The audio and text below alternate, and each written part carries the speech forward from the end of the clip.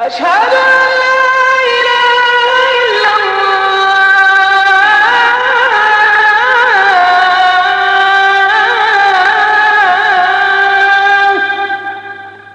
أشهد أن محمدا رسول الله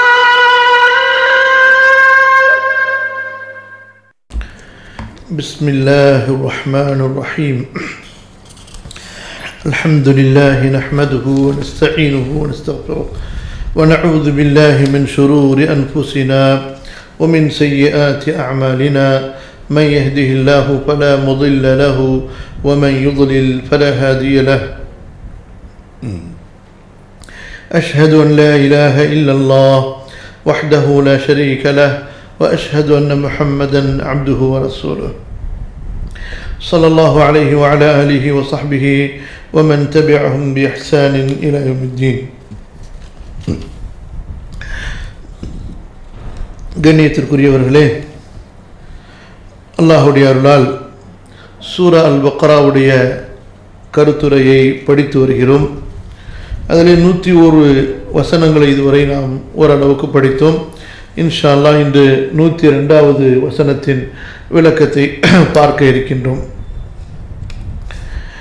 இந்த 102வது வசனத்தில் அல்லாஹ் சுப்ஹானஹு வ தஆலா மீண்டும் யூதர்களுடைய ஒரு மோசமான கலாச்சாரத்தை, பண்பாட்டை கூறி அல்லாஹ் எச்சரிக்கை செய்கிறான்.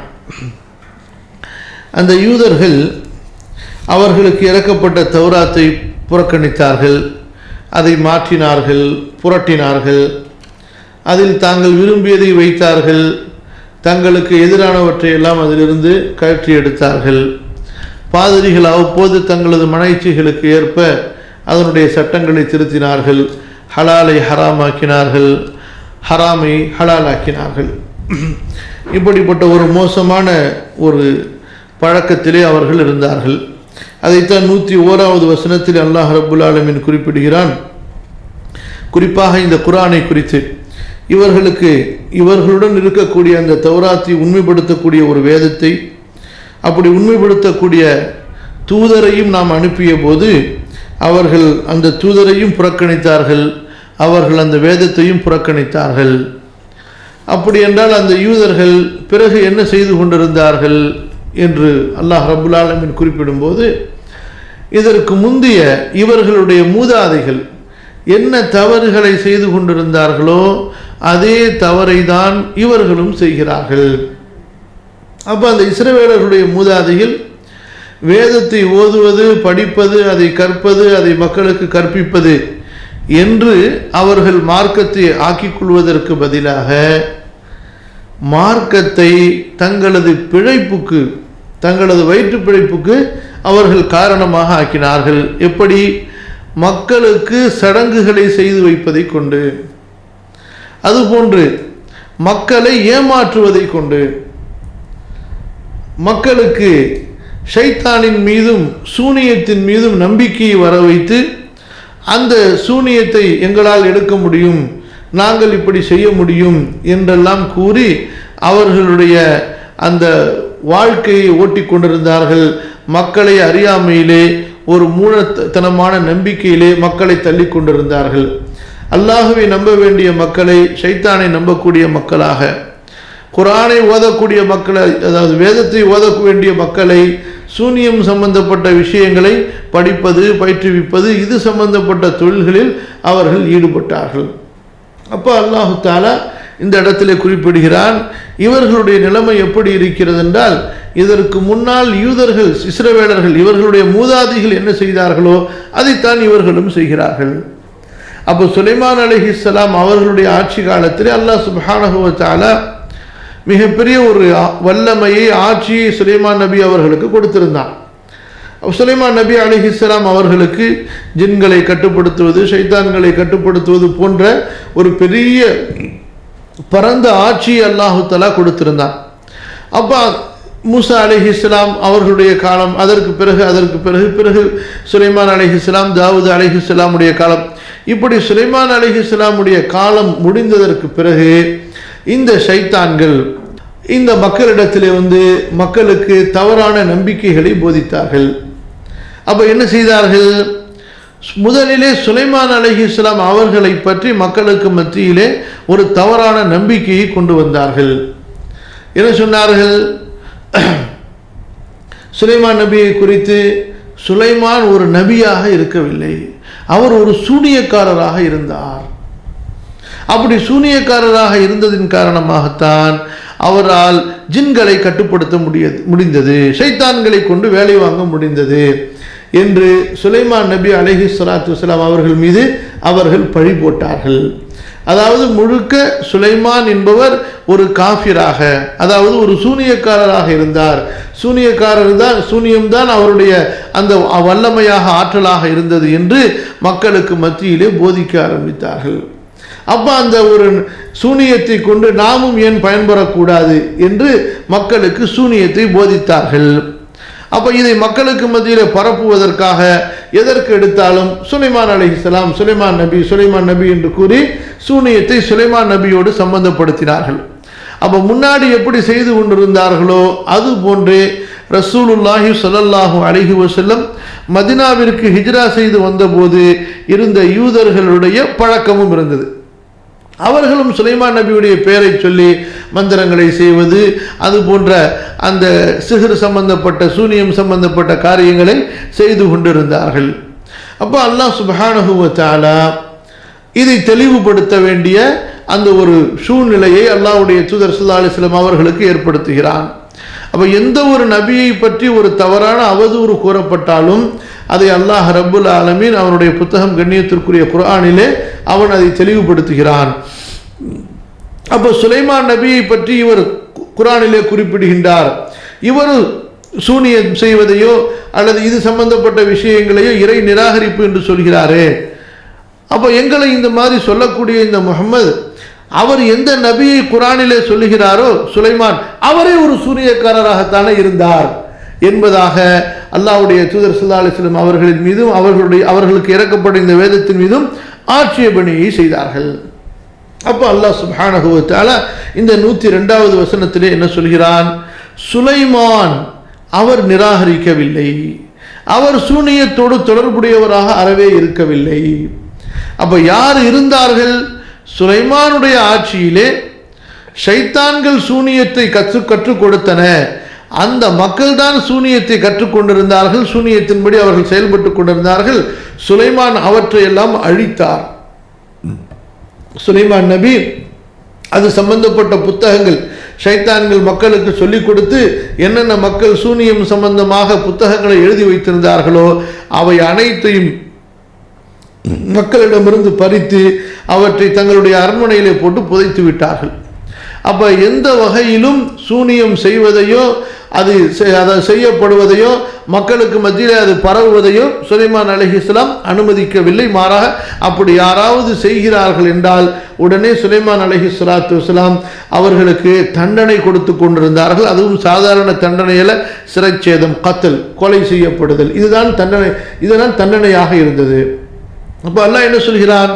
சுலைமான் நிராகரிக்கவில்லை, அவர் சூனியம் செய்யவில்லை, மாறாக அவருடைய காலத்தில் வாழ்ந்த மக்கள் ஷைத்தானின் பேச்சை கேட்டு சூனியத்தை பின்பற்றினார்கள். இந்த ஷைத்தான்கள் தான் நிராகரித்து கொண்டிருந்தன, அவர்கள் தான் மக்களுக்கு சூனியத்தை கற்றுக் கொடுத்து கொண்டிருந்தார்கள். அப்போ அதே போல இந்த ஒரு சோதனையை அல்லாஹ் ரப்புல் ஆலமீன் அப்போது ஏற்படுத்தி இருந்தான். குறிப்பாக மூசா அலைஹிஸ்ஸலாத்து வஸ்ஸலாமுடைய அந்த காலத்திற்கு பிறகு சூனியம் மிக பிரபல்யமாக இருந்தபோது ஒரு நபியினுடைய காலத்திலோ அல்லது அதற்கு பிறகோ இந்த மக்களை சோதிப்பதற்காக அல்லாஹ் ரப்புல் ஆலமீன் 2 வானவர்களை இறக்கினான். இந்த 2 வானவர்கள் இறக்கப்பட்டது இவர்கள் வானவர்கள் என்று அந்த மக்களுக்கு தெரியாது. இவர்கள் ஒரு சோதனையாக அல்லாஹ் ரப்புல் ஆலமீன் அந்த மக்கள் அல்லாஹ்விற்கு கீழ்ப்படுகிறார்களா இல்லையா என்று சோதிப்பதற்காக 2 வானவர்களை அல்லாஹ் ரப்புல் ஆலமீன் இறக்கினான். அவர்களுக்கு சூனியம் சம்பந்தப்பட்ட இல்மை அல்லாஹ் கற்பித்திருந்தான். அப்போ அந்த ஊரிலே பிரபல்யமானது இந்த மாதிரி 2 பேர் ஊருக்கு வந்திருக்கிறாங்க, அவர்களுக்கு சூனியம் தெரியும், அவர்களிடத்திலிருந்து சூனியத்தை நாம் கற்றுக்கொள்வோம் என்று. அப்போ அல்லாஹுடைய கட்டளைப்படி அந்த வானவர்கள் என்ன செய்தார்கள்? யாரெல்லாம் சூனியத்தை கற்க வந்தார்களோ அவர்களுக்கு அல்லாஹ்வுடைய கட்டளையின்படி இது சூனியம், இது குஃப்ரு, இது இறை நிராகரிப்பு, இதை நீ கற்றுக்கொள்ளாதே, இதனால பாவத்திற்கு நீ ஆளாகி விடாதே என்பதாக அந்த மக்களுக்கு சொல்வார்கள். மீண்டும் அந்த மக்கள் வற்புறுத்தி கற்றே தர வேண்டும் என்று வலியுறுத்தும் போது, சரி இந்த சூனியம் இதுதான், இதை நீ செய்யாத, செஞ்சா காஃபிராயிடுவ, இதை நீ பயன்படுத்தாத என்று அந்த மக்களுக்கு விளக்கி கொடுத்து சூனியம் என்னவோ அதை அந்த மக்களுக்கு சொல்வார்கள். எத்தனை வகை சூனியங்களை கற்றுக் கொடுத்தார்கள் அதை பற்றி குர்ஆன் இங்கே பேசல. அதிலிருந்து ஒரு வகையை மற்றும் குர்ஆன் பேசுகிறது. கணவன் மனைவிக்கு இடையிலே பிரிவினையை ஏற்படுத்தக்கூடிய சூனியத்தையும் அவர்கள் கற்றுக்கொண்டார்கள் என்று. சரி, அப்ப இந்த அடிப்படையில், அதாவது ஷைத்தான்கள் ஓதி காட்டியதை கொண்டும், அதுபோன்று பாபிலோன் என்ற ஊரிலே ஹாரூத் மாரூத் என்ற 2 வானவர்களுக்கு இறக்கப்பட்ட அந்த சூனியத்தையும் அந்த மக்கள் கற்று சூனியம் செய்து கொண்டிருந்தார்கள். இதைத்தான் பிழைப்பாக நடத்தி கொண்டிருந்தார்கள். சரி, அப்ப அடுத்து அல்லாஹ் சுப்ஹானஹு வ தஆலா சொல்கிறான், இவர்களுக்கு நபிமார்களின் மூலமாக எது நன்மை பயக்கும் என்று கூறப்பட்டதோ அதை இவர்கள் கற்றுக்கொள்ளவில்லை. இவர்களுக்கு சோதனையாக இறக்கப்பட்டு இதை கற்றால் காஃபிராகி விடுவாய், நாசமாகி விடுவாய் என்று எச்சரிக்கை செய்யப்பட்டதே அதை அவர்கள் கற்றுக்கொண்டார்கள். பலன் தரக்கூடியதை கற்றுக்கொள் என்றால் கற்றுக்கொள்ளவில்லை, பலன் தராது கெடுதி விளைவிக்கும் என்று சொல்லப்பட்டதை அவர்கள் கற்றுக்கொண்டார்கள். சரி, இவர்கள் இந்த சூனியத்தையே கற்றாலும் கூட அல்லாஹ்வுடைய நாட்டம் இல்லாமல் அவர்கள் யாருக்கும் எந்த விதமான தீங்கையும் செய்ய முடியாது. இவர்கள் தங்களது மறுமையை இழந்து விட்டார்கள். சூனியத்தை விலைக்கு வாங்கியதன் மூலமாக, சூனியத்தை கற்று அதை செயல்படுத்தியதன் மூலமாக மறுமையை இழந்து விட்டார்கள். இவர்கள் சூனியத்திலிருந்து விலகி, அது போன்ற பெரும்பாவங்களிலிருந்து விலகி, இறை நிராகரிப்பு, இணை வைப்பு போன்ற பாவங்களிலிருந்து இவர்கள் வெளியாகி இருப்பார்களே, ஆனால் இவர்களுக்கு மிகப்பெரிய நன்மை கிடைத்திருக்கும். இதை இவர்கள் புரிந்து கொள்ளவில்லையே என்று அல்லாஹ் ரப்புல் ஆலமீன் இந்த 102, 103வது வசனத்தை முடிக்கிறான். அப்ப இதுவரைக்கும் குர்ஆன்ல சொல்லப்பட்ட இந்த வெளிரங்கமான எப்படி சொல்லப்பட்டிருக்குதோ அந்த அடிப்படையில் நாம் இந்த வசனத்தை புரியும் போது நமக்கு எந்த பிரச்சனையும் இல்லை.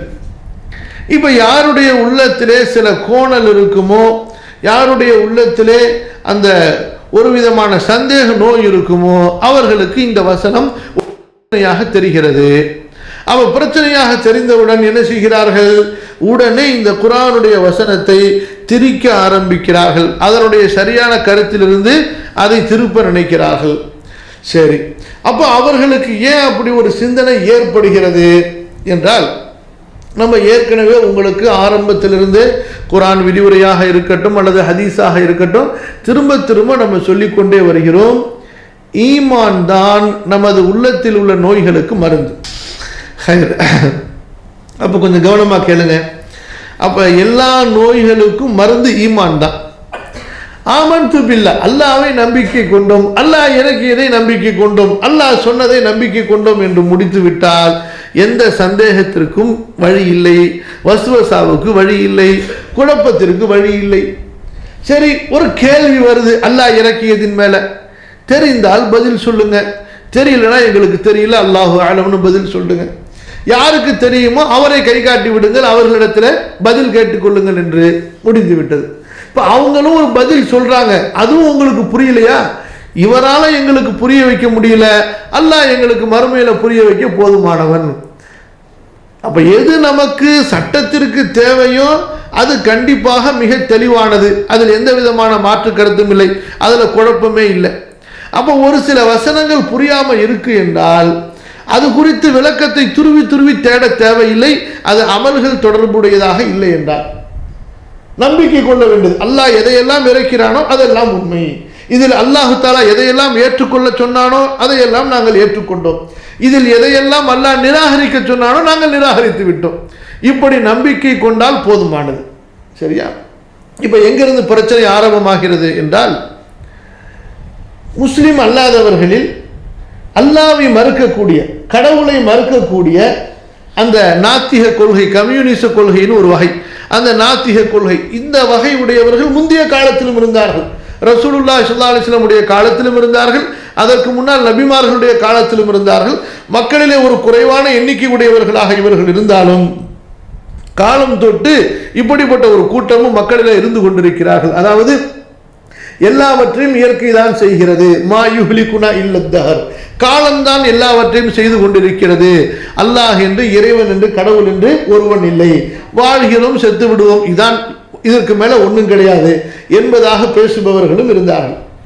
அப்ப அந்த மாதிரி கொள்கை உடையவர்கள குறிப்பா இந்தியாவில் உள்ளவர்கள், குறிப்பாக இந்த கொள்கையில் இந்தியாவிலே இருந்த அந்த நாத்திக கொள்கைவாதிகள் இந்துக்களிடம் இருக்கின்ற, சிலை வணங்கிகளிடம் இருக்கின்ற மூட பழக்க வழக்கங்களை அவர்கள் கண்டிக்கும் போது, இந்த பேய் பிசாசு நம்பிக்கை, இந்த மாதிரியான சித்து விளையாட்டு, மேஜிக் நம்பிக்கை, இதையெல்லாம் மக்களுக்கு மத்தியில் விமர்சனம் செய்து கொண்டிருந்த போது அவர்களுடைய பிரச்சாரத்தின் தாக்கத்தால் பாதிப்படைந்த சில முஸ்லிம் அழைப்பாளர்கள், உண்மையிலே எப்படி அந்த கம்யூனிச, அந்த அதாவது நாத்திக கொள்கையின் தாக்கத்தால் பாதிக்கப்பட்டவர்கள், இவர்கள் ஆரம்ப காலத்தில் கொஞ்சம் அழைப்பு பணியில் வந்தாங்க.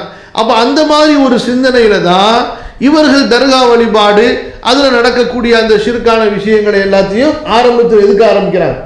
உண்மையிலேயே ஷிர்க் என்பது, இந்த தர்கா வழிபாடு என்பது, அதில் நடக்கக்கூடிய சடங்கு சம்பிரதாயங்கள் என்பது அல்லாஹ் வெறுத்திருக்கிறான், ரசூலுல்லாஹ் வெறுத்திருக்கிறார்கள், இது மிகப்பெரிய ஒரு ஷிர்க்கு என்ற அடிப்படையில் இவர்கள் அதை எதிர்த்ததை விட அது ஒரு மூடப்பழக்கம், மோட்டிக பழக்கம், அது ஒரு புத்திக்கு மாற்றம், இப்படிப்பட்ட ஒரு பிரச்சாரத்தை முன்வைத்து இவர்கள் அதை சாடி கொண்டிருந்தார்கள். ஏன்? இவங்க ஆரம்ப காலத்தில் அதை எதிர்த்ததனுடைய வரலாறு பார்க்கும் பொழுது அதுதான் இவர்களுக்கு அடிப்படையாக இருந்துச்சு. இப்போ இந்த அடிப்படையில் பல நேரங்களில் நாத்திகவாதிகளோடு இவர்கள் பேசும்போது, தர்க்கம் செய்யும் போதும், அப்போ அங்கே சொல்ற மாதிரியே இங்கேயும் இந்த மாதிரி சூனியம் இருக்குது, அப்போ இந்த மாதிரியான விஷயங்கள் இந்த இஸ்லாமில் இப்படி சொல்லப்பட்டிருக்குது, இப்படி இதை நம்புறதும் ஒரு வகையில் பார்க்க போனால் அங்கே சொல்லப்பட்ட மாதிரி தானே இருக்குது என்று இவர்களுக்குள் சந்தேகம் வந்தபோது, அப்போ இந்த மாதிரி வரக்கூடிய வசனங்களை நம்ம அப்படியே அதில் இருப்பதை போன்றே ஏற்றுக்கொண்டால் அப்போ பிரச்சனை வருது. அந்த மாதிரி நேரத்தில் தான் இந்த வசனங்களை அவர்கள் மாற்ற நினைக்கிறார்கள். இதில் சொல்லப்பட்டிருக்கக்கூடிய கருத்துக்களை, அர்த்தங்களை அவர்கள் திரிக்க நினைக்கிறார்கள். அப்ப எடுத்த எடுப்புல என்ன செய்யறாங்கன்னு சொன்னா, சூனியம் என்பது ஒன்றுமே கிடையாது, சூனியம் என்பது ஒன்றுமே கிடையாது, வெறும் மேஜிக் தான் அப்படின்னு சொன்னாங்க. அப்ப சூனியம் என்பது வெறும் மேஜிக் தான், அது ஒண்ணுமே கிடையாது, கண்கட்டி வித்ததான், அதுக்கு எதுவுமே இல்லைன்னு சொன்னா, இப்போ ஒரு முஸ்லீம் என்ன செய்யணும்? அதுக்கு ஒரு குர்ஆன் ஆயத்தை காட்டணும், சரியா? அல்லது அதுக்கு ஒரு சஹீஹான ஹதீஸை காட்டணும், சரியா இல்லையா? அல்லது அதுக்கு ஒரு சஹாபியுடைய, அவங்க ஏற்றுக்கொள்பவர்களாக இருந்தா சரி, அவங்க தான் சஹாபாக்களையும் ஏற்றுக்கொள்ள, தாபீன்களையும் ஏற்றுக்கொள்ள, எதையுமே ஏற்றுக்கொள்ள விட்டுருங்க. அப்போ குறைஞ்சபட்சம் குர்ஆன் ஆயத்திலிருந்து எங்கேயாவது சூனியம் என்று எதுவும் கிடையாது, சூனியம் எல்லாம் பொய் தான், அது வெறும் ஒரு விளையாட்டை தவிர வேற ஒன்றும் கிடையாது, உலகத்தை பற்றி எல்லாம் திரும்ப திரும்ப சொல்றாங்க, வீண் விளையாட்டை தவிர ஒன்றும் இல்லை என்று, சூனியம் என்று மக்களை ஏமாற்றுகிறார்கள், அப்படிலாம் ஒண்ணுமே கிடையாது என்றாவது ஒரு வசனம் இருக்க வேண்டும், இல்ல ஒரு ஹதீஸாவது அப்படி இருக்க வேண்டும். ஆனா அப்படி எதுவுமே கிடையாது. இப்ப என்ன செய்யறாங்க? அப்போ சூனியத்தை மறுக்கிறாங்களே, அப்ப எப்படிங்க நீங்க சூனியத்தை மறுக்கிறீங்க? இப்ப குர்ஆன்ல இப்படி இருக்குது, ஹதீஸ்ல இப்படி இருக்குதுன்னு கேட்டா அவங்களுடைய வரலாற்றை தொடர்ந்து பார்த்தவர்களுக்கு தெரியும், எப்பெல்லாம் அவர்கள் மேல கடுமையான ஒரு ஆட்சேபனை வைக்கப்பட்டு அவர்களுடைய வழி அடைக்கப்படுகிறதோ உடனே யாராவது ஒரு இமாமுக்கு பின்னாடி போய் மறைஞ்சிருவாங்க, உடனே யாராவது ஒரு இமாமுக்கு பின்னாடி போய் மறைஞ்சிருவாங்க. நாங்க மட்டுமா சூனியத்தை மறுக்கிறோம், இமாம் அபு ஹனீஃபா கூட மறுத்திருக்கிறார், உனக்கு எதுக்கு இமாம் அபு ஹனீஃபா பேரு? இமாம் அபு ஹனீஃபாவுக்கு ரஹ்மத்துல்லாஹி அலைஹி உனக்கு என்ன சம்பந்தம்? சம்பந்தம் இருக்கா? நாங்க மட்டும் மறுக்கல, ஷாஃபி மதுஹபுடைய அந்த இமாமும் சூனியத்தை மறுத்திருக்கிறார், உனக்கு எதுக்கு இப்ப ஷாஃபி மதுஹபு? உனக்கு எதுக்கு இப்ப ஹனஃபி மதுஹபு? எந்த சம்பந்தமும் இல்லை உனக்கு, எங்க அவரும் மறுத்திருக்கிறாரு. அப்புறம் கொஞ்ச நேரம் போயிட்டு அடுத்து ஒரு பிரச்சனை வரும். இப்ப ஹாரூத் மாரூத்துங்கிறது, நாங்க இவர்களை ஷைத்தான் நாங்க மட்டும் சொல்லல, எங்களுக்கு முன்னாடி சொல்லியிருக்கிறாங்க, குர்துபி சொல்லியிருக்கிறாரு, தப்சீர் கலையினுடைய மாமேதை சொல்லியிருக்கிறாரு, இப்ப மட்டும் மாமேதையா போயிட்டாரு. எப்ப இவங்களுக்கு ஆதாரம் கிடைச்ச உடனே இமாம் குர்துபி மாமேதையா போயிட்டாரு. அதுக்கு முன்னாடியும் பின்னாடியும் தப்சீராவது, இப்னு கசீராவது, குர்துபியாவது, தபரியாவது எல்லாம் குப்பை தூக்கி போடுங்க. புரியுதுங்களா உங்களுக்கு? அப்ப எப்போது தங்களது மன இச்சைக்கு கடுமையான விமர்சனம் ஏற்பட்டு இதனால் நம் மீது ஒரு பெரிய முத்திரை குத்தப்பட்டு விடும் என்று அவர்களுக்கு சூழ்நிலை உருவாகுமோ, உடனே யாராவது எங்கேயாவது ஒருத்தங்க ஏதாவது ஒரு கருத்தை சொல்லி தான் இருப்பாங்க. இப்படி தனிப்பட்ட முறையில் அவர் சொன்னார் இவர் சொன்னார்னு சொல்லிட்டு ஒரு கருத்துக்கு பின்னாடி போனா யாரும் முஸ்லீமாவே இருக்க முடியாது. இஸ்லாமிலே நீங்கள் எதை பார்க்க வேண்டும்? இந்த கண்ணியத்திற்குரிய மார்க்கத்திலே அப்ப இவர்களுடைய மன இச்சைக்கு ஏற்ப ஒரு விஷயத்தை சொல்லிட்டு அப்ப தங்கள் மேல ஒரு பெரிய ஆட்சேபனை வந்துருன்னு சொன்ன உடனே பார்க்கறது யாராவது இப்படி சொல்லியிருக்கிறாங்களா அப்படின்னு சொல்லி அவங்களும் இப்படித்தான் சொல்லியிருக்காங்கன்னு சொல்லி. அப்ப நாம் என்ன பார்க்க வேண்டும்? எந்த கருத்து சமுதாயத்தின் மூத்த அறிஞர்கள் பலரால், அதிகப்படியான அறிஞர்களால் ஏற்றுக்கொள்ளப்பட்டிருக்கிறது, அதுவும் ஆதாரம் காண்பிக்கப்பட்டு, அதுதான் நமது மார்க்கமா இருக்கணும். புரியுதா? யாரோ ஒரு சஹாபி சொன்னாங்க அல்லது ஒரு தாபிஈ சொன்னாங்க, அப்படி சொல்லும் பொழுது அதையும் மற்றவர்கள் மறுத்துட்டாங்க என்று இருக்கும்போது அவர் சஹாபி தானே, அவர் தப்பு செஞ்சிருப்பாரா அப்படின்னு சொல்லி அந்த ஒரு சஹாபி பின்னாடி போகக்கூடாது. 99 சஹாபாக்கள் ஒரு கருத்தை சொல்றாங்க, ஒரு சஹாபி ஒரு கருத்தை சொல்றாங்க, மாற்றமா சொல்றாங்க. இப்போ நீங்க யார் பின்னாடி போவீங்க? 99 சஹாபாக்கள் பின்னாடி போவீங்களா, இல்ல அவரும் தானே சஹாபி, அவர் என்ன தப்பு செய்வாரா அப்படின்னு ஒருத்தர் பின்னாடி போவீங்களா? அப்ப அவர் என்ன தப்பு செய்வாரான்னு ஒருத்தர் பின்னாடி போனீங்கன்னா இந்த 99 பேர் தப்பு செய்வாங்களா? அப்ப மார்க்கம் அதுவும் இல்மு என்று வரும் பொழுது இல்மிலே ஆதாரத்தில் எங்கே அதிகம் அறிஞர்கள் ஒன்று கூடி இருக்கிறார்களோ அந்த ஆதாரத்தை ஏற்றுக்கொள்ள வேண்டும். புரியுங்க? மெஜாரிட்டி மார்க்கத்தில் கிடையாது. எதுல மெஜாரிட்டி? பல பேர் சேர்ந்து செஞ்சா அது சரி சொல்லக்கூடாது. ஆனா ஒரு ஆதாரத்தை பலர் ஏற்றுக்கொண்டு ஒருவர் மறுக்கும் போது அப்ப எங்க தான் போகணும்? நம்ம எந்த ஆதாரத்தை பலர் ஏற்றுக்கொண்டார்களோ அந்த ஆதாரத்தை தான் ஏற்றுக்கணும். ஒருத்தர் அந்த ஆதாரத்தை மறுக்கிறாரு, அந்த ஆதாரத்துக்கு மாற்று கருத்து சொல்றாருன்னா அவர் பின்னாடி போகக்கூடாது. புரியுதுங்களா? மெஜாரிட்டியை எங்க கணக்கில் எடுக்கணும், எங்க கணக்கில் எடுக்கக்கூடாது என்பதற்கு சரியான அடையாளத்தை நீங்க புரிந்து வைத்துக் கொள்ள வேண்டும். இல்முடையவர்கள் ஆதாரத்தை பின்பற்றக்கூடியவர்கள் அதிக அறிஞர்கள் ஒரு இடத்திலே ஒன்று கூடி அவர்கள் ஒரு முடிவு செய்தால் அதைத்தான் எடுத்துக்கொள்ள வேண்டுமே தவிர தனித்து இருப்பவருடைய சொல் அங்கே எடுத்துக்கொள்ளப்படக்கூடாது. அப்ப அந்த அடிப்படையில தான் மதுஹபுடைய அறிஞர்களையும் சில பேர் ஆரம்பத்தில் சூனியத்தை மறுத்தாங்க. சூனியத்தை மறுத்தார்கள் என்றால் என்ன? அதுவும் இவர்கள் மறுக்கிற மாதிரி ஒட்டுமொத்தமா மறுக்கல. சூனியத்தை கொண்டு ஒரு மனுஷனா இருக்கிறவனை கழுதியா மாற்ற முடியுமா? கண்டிப்பா மாற்ற முடியாது. அதே போல சூனியத்தை கொண்டு வேறு விதமா ஒருவனை உருவமைக்க முடியுமா? உருவமைக்க முடியாது. அதே போல ஒரு சில அறிஞர்கள் சூனியம் என்பது அவனுடைய மனதில் சந்தேகத்தை ஏற்படுத்தி அவனை பலவீனப்படுத்துவதுதான், இந்த அளவுக்கு மட்டும்தான் சூனியத்தை கொண்டு செய்ய முடியும் அப்படின்னு சில அறிஞர்கள் சொன்னாங்க. அது ஹனஃபி மதுஹபுலையும் இருந்தாங்க, அதே போல ஷாஃபி மதுஹபுலையும் ஒரு சில அறிஞர்கள். ஆனா சஹாபாக்கள், தாபிஈன்கள், அவர்களுக்கு பின்னால் வந்தவர்கள், அதாவது இந்த மார்க்கத்தை பின்பற்றுவதில் குர்ஆன் ஹதீஸை யாரிடமிருந்து நாம் எடுக்கிறோமோ அந்த குர்ஆன் ஹதீஸை சரியாக பின்பற்றிய மார்க்க ஆதாரத்தை ஏற்பவர்கள், அதைத்தான் அடிப்படையாக வைத்திருப்பவர்கள் என்று நம்பப்படுகின்ற தபுஉ தாபிஈன்கள், அவர்களுக்கு முன்னாடி தாபிஈன்கள், அவர்களுக்கு மேல சஹாபாக்கள். இப்ப இவர்களுடைய நம்பிக்கை எப்படி இருந்தது? அல்லாஹ் குர்ஆனிலே சொன்னது போன்று, நபி ஸல்லல்லாஹு அலைஹி வஸல்லம் ஹதீஸிலே சொன்னது போன்று சூனியம் என்று ஒன்று இருக்கிறது. அது ஒரு பெரும் பாவம். அது ஷைத்தானின் துணையை கொண்டு செய்யப்படக்கூடிய ஒன்று. அது இறை நிராகரிப்பை ஏற்படுத்தக்கூடியது, அது இணை வைத்தலை ஏற்படுத்தக்கூடியது. எப்படி அல்லாஹ் ரப்புல் ஆலமீன் நமக்கு விதியிலே நன்மையையும் தீமையும் நம்பிக்கை கொள்ள வேண்டும் என்று கூறியிருக்கிறானோ அதுபோன்று அல்லாஹ் படைத்த தீமைகளில் ஒன்றுதான் சூனியமும். அல்லாஹ் படைத்த தீமைகளில் ஒன்றுதான் சூனியமும். அந்த தீமைக்கு சக்தி கொடுத்தவனும் அல்லாஹ் தான். எப்படி கொலை என்ற தீமையை அல்லாஹ் தான் படைத்தான், வேறு யார் படைத்தது? ஜினா என்ற தீமையை யார் படைத்தது? அல்லாஹ் தான் படைத்தான். திருடு என்ற தீமையை யார் படைத்தது? அல்லாஹ் தான் படைத்தான். இப்படி அதுபோன்று ஷிர்க் என்ற தீமை, இதுவும் படைத்தது யார்? அல்லாஹ் தான். அல்லாஹ்வின் படைப்பிலே எந்த விதமான தவறும் கிடையாது. அதை மனிதன் செய்வதில் தான் தவறு இருக்கிறது. அப்ப எப்படி மற்ற தீமைகளை அல்லாஹ் படைத்தானோ அது போன்றுதான் இந்த சூனியம் என்ற தீமையும் அல்லாஹுவால் படைக்கப்பட்ட ஒன்று. இது ஷைத்தானின் துணை கொண்டு செய்யப்படுகிறது. ஆனால் முஸ்லிம்கள் இந்த ஷைத்தானின் துணை கொண்டு செய்யப்படக்கூடிய இந்த சூனியத்தை நாடக்கூடாது, இதை கற்பிக்க கூடாது, இதன்படி செயல்படக்கூடாது. எப்படி செய்தால் இறை நிராகரிப்பை ஏற்படுத்திவிடும். அப்படி செய்பவர்களுக்கு தண்டனை மரண தண்டனை. இது அல்லாஹ்வுடைய தூதர் ஸல்லல்லாஹு அலைஹி வஸல்லம் மார்க்கத்தில் சொல்லப்பட்டது. அப்படியே சஹாபாக்கள் நம்பி இருந்தார்கள். உமர் ரலியல்லாஹு அன்ஹு அவருடைய காலத்திலே சூனியத்திலே ஈடுபட்ட 3 பெண்களை அவர்கள் கொன்றார்கள், தண்டனை கொடுத்தார்கள். அதுபோன்று அதற்கு பின்னால் தாபியீன்களுடைய காலத்தில் இதுதான் சட்டமாக இருந்தது, மார்க்கமாக இருந்தது. அப்ப அதுதான் நமது நம்பிக்கையாகவும் இருக்க வேண்டும். அப்ப இவர்கள் என்ன செய்தார்கள்? இந்த கம்யூனிச நாத்திக கொள்கையிலே போன காரணத்தினால் அப்ப சூனியங்கிறது அவங்க நம்புற மாதிரி பேய் பிசாசு செய்வினை ஏவு விடுறது அந்த மாதிரி ஒரு நம்பிக்கையில தான் இதுவும் இருக்குது என்பதற்காக வேண்டி இதை டோட்டலா அவர்கள் மறுத்தார்கள்.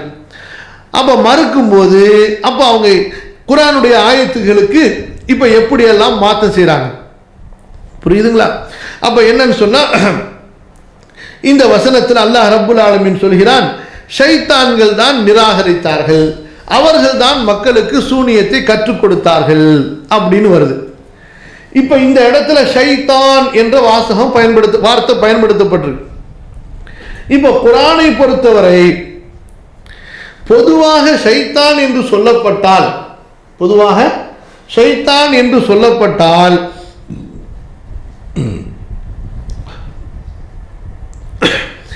ஜின் இனத்தை சேர்ந்த ஷைத்தானைத்தான் குறிக்கும். ஒன்று அந்த ஷைத்தான் என்ற வார்த்தை மனிதர்களோடு சேர்த்து சொல்லப்பட்டால் மனிதர்களில் உள்ள தீயவர்களை குறிக்கும், அல்லது அதற்கு முன்போ அந்த வசனத்திற்கு முன்னாடியோ அல்லது அந்த வசனத்தோடு சேர்த்தோ அங்கே ஷைத்தான் என்ற வார்த்தை மனிதர்களில் உள்ள தீயவர்களுக்குத்தான் பயன்படுத்தப்பட்டிருக்கிறது என்ற தெளிவான சுட்டிக்காட்டுதல் கரீனா என்று சொல்வார்கள். இதை இப்படித்தான் புரியணும்னா அதுக்கு அங்கே என்ன அளவுகோல் இருக்குது? அதுக்கு ஏதாவது அங்கே ஒரு சைகினை இருக்க வேண்டும், சைன் இருக்கணும். அப்ப அப்படி இல்லை என்றால் ஷைத்தான் என்ற அந்த வார்த்தை எப்படித்தான் எடுத்துக்கொள்ள வேண்டும்? ஜின்னினத்தை சேர்ந்த ஷைத்தான் என்றுதான் எடுத்துக்கொள்ளப்பட வேண்டும். அப்ப இந்த இடத்திலையும் ஷைத்தான் என்ற வார்த்தை பொதுவாக தனித்து பயன்படுத்தப்பட்டிருக்கின்ற காரணத்தால் இங்கே சொல்லப்பட்ட ஷைத்தான் என்பவன் ஜின்னினத்தை சேர்ந்த ஷைத்தான் தான், யார் அல்ல?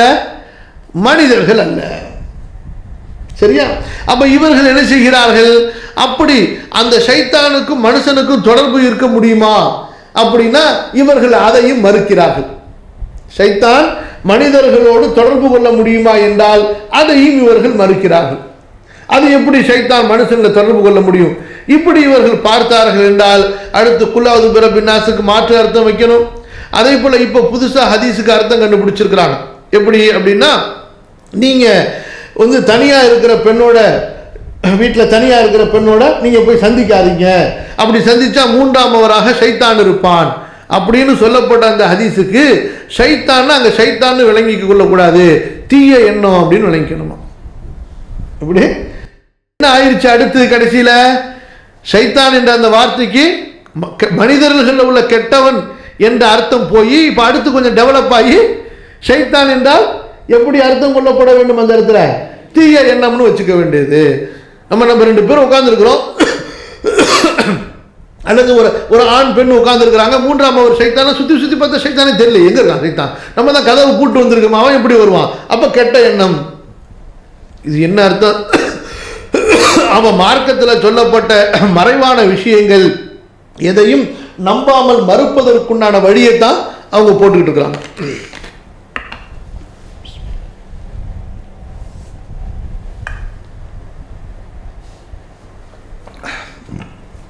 கொஞ்சம் கவனமாக கேளுங்க.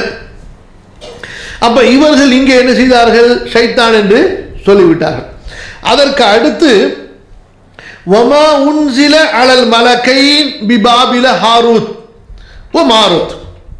இப்ப இந்த வமா உன்சில அலல் மலக்கைன் அப்படின்னு வரும் பொழுது முன்னாடியும் பின்னாடியும் பார்த்துட்டு அங்க அதுக்கு அர்த்தம் வைக்க முடியாம இவர்கள் மறுத்தா என்ன செஞ்சாங்க? இந்த வமா உன்சில என்பதில் உள்ள இந்த மா என்பதை மறுப்பதற்குரிய மாவாக பயன்படுத்தி மலக்குகளின் மீது அல்லாஹ் இறக்கவே இல்லை, சூனியத்தை அல்லாஹ் இறக்கவே இல்லை அப்படின்னு ஒரு அர்த்தத்தை இங்க கொண்டு வந்து போடுறாங்க. சரி, அப்போ முடிஞ்சிருச்சா? இப்போ பின்னாடி ஹாரூத் மாரூத்னு வருது. இந்த ஹாரூத் மாரூத்னு சொன்னா இப்போ இவங்க யாரு? ரெண்டு மலக்குகள் வருது, பின்னாடி ஹாரூத் மாரூத்னு வருது. அடுத்து இங்க வந்து குழம்பிட்டு அந்த முன்னாடி ஷைத்தான் வந்து சொல்லப்பட்டதல்லவா, அதுதான் ஹாரூத் மாரூத். இப்படி ரெண்டு பேர் இருந்தாங்க, அவங்க மக்களுக்கு சூனியத்தை கற்றுக் கொடுத்து கொண்டிருந்தாங்க என்பதாக ஒரு வழியா இந்த ஆயத்தை போட்டு குழப்பி முடிச்சிடறாங்க. புரியுதுங்களா இல்லையா? சரி, இப்போ இங்க பாருங்க, அடுத்து இவங்க நம்ம மேல செய்யக்கூடிய ஆட்சேபனைகளை முதல்ல புரியணும். என்ன ஆட்சேபனை செய்யறாங்க அப்படின்னு சொன்னா, நீங்க இந்த வசனத்துல சொல்லப்பட்டதை அப்படியே வெளிரங்கமா எடுத்து நாங்க நம்பின மாதிரி நம்பாம இந்த வசனத்துக்குள்ள அர்த்தத்தை நீங்க அப்படியே எடுத்து சொல்றீங்க. எப்படி சொல்றீங்க? அல்லாஹு தஆலா சோதனைக்காக வேண்டி மலக்குகளை இறக்குனா, அந்த மலக்குகளுக்கு சூனியத்தை கற்றுக் கொடுத்து கொண்டிருந்தான், அவங்க வந்து மக்களுக்கு சூனியத்தை கற்றுக் கொடுத்தாங்க அப்படின்னா, ஏங்க மலக்குகள் பாவம் செய்வாங்களா? பாவம் செய்ய மாட்டாங்க. சூனியம் பாவமா இல்லையா? சூனியம் பாவம். அப்ப எப்படி மலக்குகள் சூனியத்தை கற்றுக் கொடுப்பாங்க? பெரிய அணுகுண்ட தூக்கி போட்ட மாதிரி. ஆமா, கரெக்டு தானே அப்படின்னு சொல்லி. சரியா? ரெண்டாவது, சூனியம் பாவம்னு சொன்னா அல்லாஹ் அதை எப்படி இறக்குவான்? அல்லாஹ் அது ஒரு ஷிர்கான ஒன்று, பாவமான ஒன்றுனா அல்லாஹ் அதை எப்படி இறக்குவான் அப்படின்னு ரெண்டாவது கேள்வி. புரியுதா இல்லையா உங்களுக்கு கேட்கறது? இப்போ பாருங்க, இதுல இந்த முதல் கேள்வியை எடுத்துப்போம். முதல் கேள்வி என்ன? மலக்குகள் பாவம் செய்ய மாட்டாங்க, சூனியம் பாவம், அப்புறம் எப்படி மலக்குகள் சூனியத்தை கற்றுக் கொடுப்பாங்கன்னு சொல்லி. குர்ஆன்ல எங்கேயாவது மலக்குகள் பாவம் செய்ய மாட்டாங்கன்னு இருக்கா அப்படின்னு எடுத்துடுவாங்க. எல்லாருக்கும் ஆச்சரியமா இருக்கு. சில பேர் குர்ஆன்ல என்ன அவர்கள் சொல்லக்கூடிய அந்த வசனத்தை, லா யஅஸூனல்லாஹ மா அமரஹும், சூரா தஹரீமுடைய அநேகமா 6வது வசனம். என்ன இருக்கிறது குர்ஆனிலே? அல்லாஹ்வின் கட்டளைக்கு மாறு செய்ய மாட்டார்கள் இருக்கு. குர்ஆன்ல எப்படி இருக்கு? வெறும் பாவம் செய்ய மாட்டார்கள்ங்கிற வார்த்தை இல்லை. சரி, அப்படியே இருந்தாலும் அதுக்கு அடுத்தது விளக்கம் சொல்லுவோம். அவர்கள் சொல்லக்கூடிய அந்த வசனம் சூரா தஹரீம்ல அல்லாஹ்வுடைய கட்டளைக்கு மாறு செய்ய மாட்டார்கள் இருக்கு. அப்ப அல்லாஹ்வுடைய கட்டளைக்கு மாறு செய்வது பாவம். அந்த மலக்குகள் அல்லாஹ்வுடைய கட்டளைக்கு மாறு செய்ய மாட்டார்கள். அல்லாஹ் எதை கட்டளை போடுறானோ அதை செய்வார்கள். இது விஷயத்தை முதல்ல விளக்குங்க. ரெண்டாவது, பாவமா நன்மையா என்பதை முடிவு செய்பவன் யார்? அல்லாஹ். அல்லாஹ் மேல நம்ம ஹுக்குமு போடலாமா? முடிவு செய்யலாமா? நம்ம முடிவு செய்யக்கூடாது. அல்லாஹ் ஒன்றை கட்டளையிட்டால் அதை செய்ய வேண்டும், அதுதான் நன்மை. அல்லாஹ் ஒன்றை கட்டளையிட்டால் அதை நாம் நிறைவேற்ற வேண்டும், அதான் நன்மை. அல்லாஹ் ஒன்றை தடுத்தால் அதிலிருந்து விலக வேண்டும், அதை செய்வதுதான், மீறி செய்வதுதான் பாவம். அல்லாஹ்வுடைய கட்டளையை விடுவதும் அல்லாஹ் தடுத்ததை செய்வதும் பாவம். அதிலிருந்து தான் நம்ம தவிர்த்துக்கணும். நம்மளா கற்பனைக்கு தவிர்த்துக்கலாமா? தவிர்த்து கொள்ள முடியாது. உங்களுக்கு பிடிக்கல என்பதற்காக வேண்டி நீங்கள் விலகினால் நீங்கள் நற்கூலி கொடுக்கப்பட மாட்டீர்கள். அல்லாஹ்விற்கு பிடிக்கவில்லை என்று விலகினால் தான் நற்கூலி கொடுக்கப்படுவீர்கள். உங்களுக்கு பிடித்ததால் செய்தீர்கள் என்பதால் நற்கூலி கிடையாது. அல்லாஹ்விற்கு பிடிப்பதால் செய்தீர்கள் என்றால் தான் உங்களுக்கு கூலி. புரியுதா இல்லையா? இப்ப ஒரு மனிதர் ஜினாவிலிருந்து தூரமாக இருக்கிறார். கேட்டா எனக்கு ஜினா பிடிக்கலங்கிறார். உனக்கு பிடிக்கலங்கிறதுக்காக வேண்டி விட்டா மட்டும் நன்மை கிடையாது. அல்லாஹ்வுக்கு பிடிக்கல, எனவே அது எனக்கு பிடிக்கவில்லை, எனவே நான் விலகி இருக்கிறேன், அப்பதான் நன்மை. புரியுதா இல்லையா உங்களுக்கு? இப்ப அல்லாஹ் ரப்புல் ஆலமீன் எதை கட்டளையிட வேண்டும், எதை கட்டளையிடக்கூடாது என்பதை அல்லாஹ்வுக்கு யார் சொல்லித்தரது? அல்லாஹ் அவன் தான் முடிவு செய்வான். நம்ம சொல்லக்கூடாது நீ எப்படி இப்படி கட்டளை போடலான்னு சொல்லி. நீ எப்படி இப்படி கட்டளை போடலாம் நம்ம சொல்லக்கூடாது. சரி, அல்லாஹு தஆலா அப்படின்னு சொன்னா நமக்கு பாவம்னு தெரிஞ்ச ஒன்றையும் அல்லாஹு தஆலா கட்டளையா போடுவானா? அதுக்கு ஏதாவது உதாரணம் இருக்கா? நீங்க கேட்கணுமா இல்லையா? ஒன்றை நாம் பாவம் என்று புரிந்து வைத்திருக்க அதையே ஒருத்தருக்கு செய்யும்படி அல்லாஹ் கட்டளை இடுவானா? கவனமா புரியுங்க. சில பேர் தூங்குறாங்க அப்படியே இந்த ஏசியில் குளிர் வேறு நல்ல ஜாலியாக இருக்குதா, ராகத்தா மாஷா அல்லாஹ் அப்படியே அமைதியாக சொக்கிக்கிட்டேன். என்ன பாப்பா, ரொம்ப பேர் அந்த பக்கத்தில் பார்த்தீங்கன்னு வச்சுங்களேன், எனக்கு வேறு தெரிய மாட்டேங்குதா, ரொம்ப மயக்கத்தில் இருக்கு.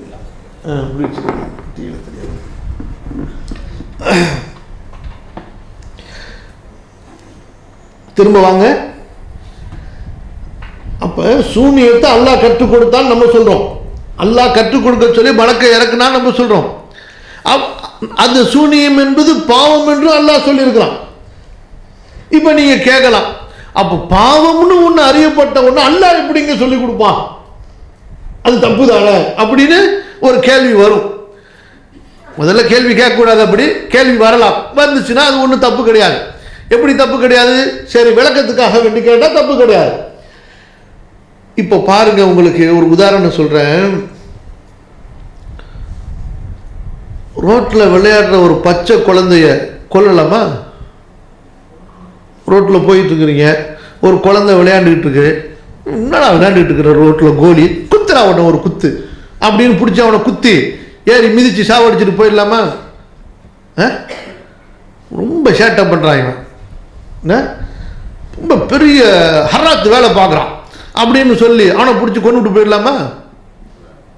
என்ன ஹாஜர் அப்பாஸ் ஹாஜர், கொல்லலாமா? இப்போ என்னன்னு சொன்னா, அப்படி ஒருத்தர் கொண்டு விட்டு அல்லாஹ் தான் சொன்னாங்கிறாருங்க. அப்படி ஒருத்தர் கொண்டு விட்டு பக்கத்தில் ஒருத்தர் எப்படிப்பா கொன்ன, அக்கத்தல் தினசன் சகியதன், ஒரு பரிசுத்தமான ஆத்மாவை கொன்று விட்டாயே, கொலையே செய்யாத ஒரு உயிரை கொலை செய்து விட்டாயே அப்படின்னு அவர் கேட்கிறாரு. இவர் ரொம்ப கூலா சொன்னாரு, அல்லாஹ் தான் கட்டளை போட்டா கொண்டு விட்டேங்கிறார். புரியுதா உங்களுக்கு? அப்ப உங்களுக்கு ஒன்று பாவமாக தெரியலாம், அல்லாஹ் அதையே கட்டளையாக ஆக்கலாம். அதன் மறைவில் அல்லாஹ் பல நன்மைகளை ஞானங்களை வைத்திருப்பான். அதுக்கு உதாரணம் குர்ஆன்ல தான் இருக்கா இல்லையா? சூரா கஹ்ஃப்ல மூசா அலைஹிஸ்ஸலாம் ஹிதரோட போகும் பொழுது ஹிதர் என்ன செஞ்சாரு? ஃபன் தலகா ஹத்தா இதா வஜதா குலாமன் ஃபகதலா, போட்டு தட்டார். ஒரே இப்படி தான் பிடிச்சி விட்டு நிறுத்தி விட்டார். அவ்வளோதான். மூசா அலைஹிஸ்ஸலாம் குதிக்கிறாங்க, என்ன வேலையை செய்து விட்டாய், ஒரு பரிசுத்தமான ஆத்மாவை கொன்று விட்டாயன்னு சொல்லிவிட்டு இவர் சொன்னார், இதுக்கு தான் முன்னாடி நான் எதையுமே கேட்கக்கூடாதுன்னு சொன்னேன். உனக்கு நமக்கு சரியே வராதுன்னு சொன்னேன். உனக்கு நமக்கும் சரி வராதுன்னு முன்னாடியே சொன்னேன், வம்பு வளர்க்குற பத்தியா அப்படிங்கிறாங்க. உடனே மூசா அலைஹிஸ்ஸலாம் ஞாபகம் இது என்னடா பெரிய வம்பா போயிடுச்சு, அல்லாஹ் அனுப்பியிருக்கிறாங்க இவர்கிட்ட போய் படிச்சுக்க சொல்லிவிட்டு, சரி சரி வாயை பொத்திக்கிறேன், இனிமே கேட்கவே மாட்டேன், இனிமே கேட்க மாட்டேன் ஜெகத்து அப்படிங்கிறப்ப. இப்போ நம்மளும் அந்த மாதிரி கேட்காதீங்கன்னு சொன்னால் நம்மள்ட்ட கேட்டுகிட்டே இருக்காங்க. நம்மள்ட்ட கேட்கலாம், அது வேற இது வேற என்ன. இப்போ அதோட வாயை பொத்திக்கிறாங்க. அப்புறம் கொஞ்சம் தூரம் போன உடனே அங்கே பார்த்தா ஒரு கப்பலில் ஏறுறான். கப்பலில் ஏறுனா திடீர்னு ஹிதர் அலைஹிஸ்ஸலாம் கோடாரியை வாங்கி ஒரே போடா போட்டாங்க. திடீர்னு கொதி எரிஞ்சு விட்டாப்புல. யாரு?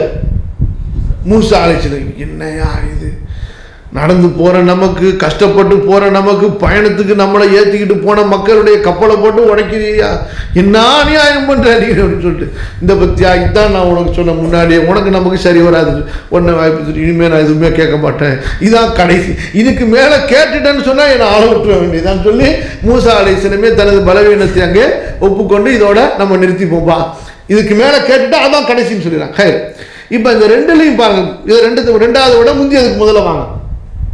கொலை அல்லாஹ் தடுத்ததா இல்லையா? ஒரு உயிரை கொலை செய்வதை அல்லாஹ் தடுத்திருக்கிறானா இல்லையா? பெரும்பாவமா இல்லையா?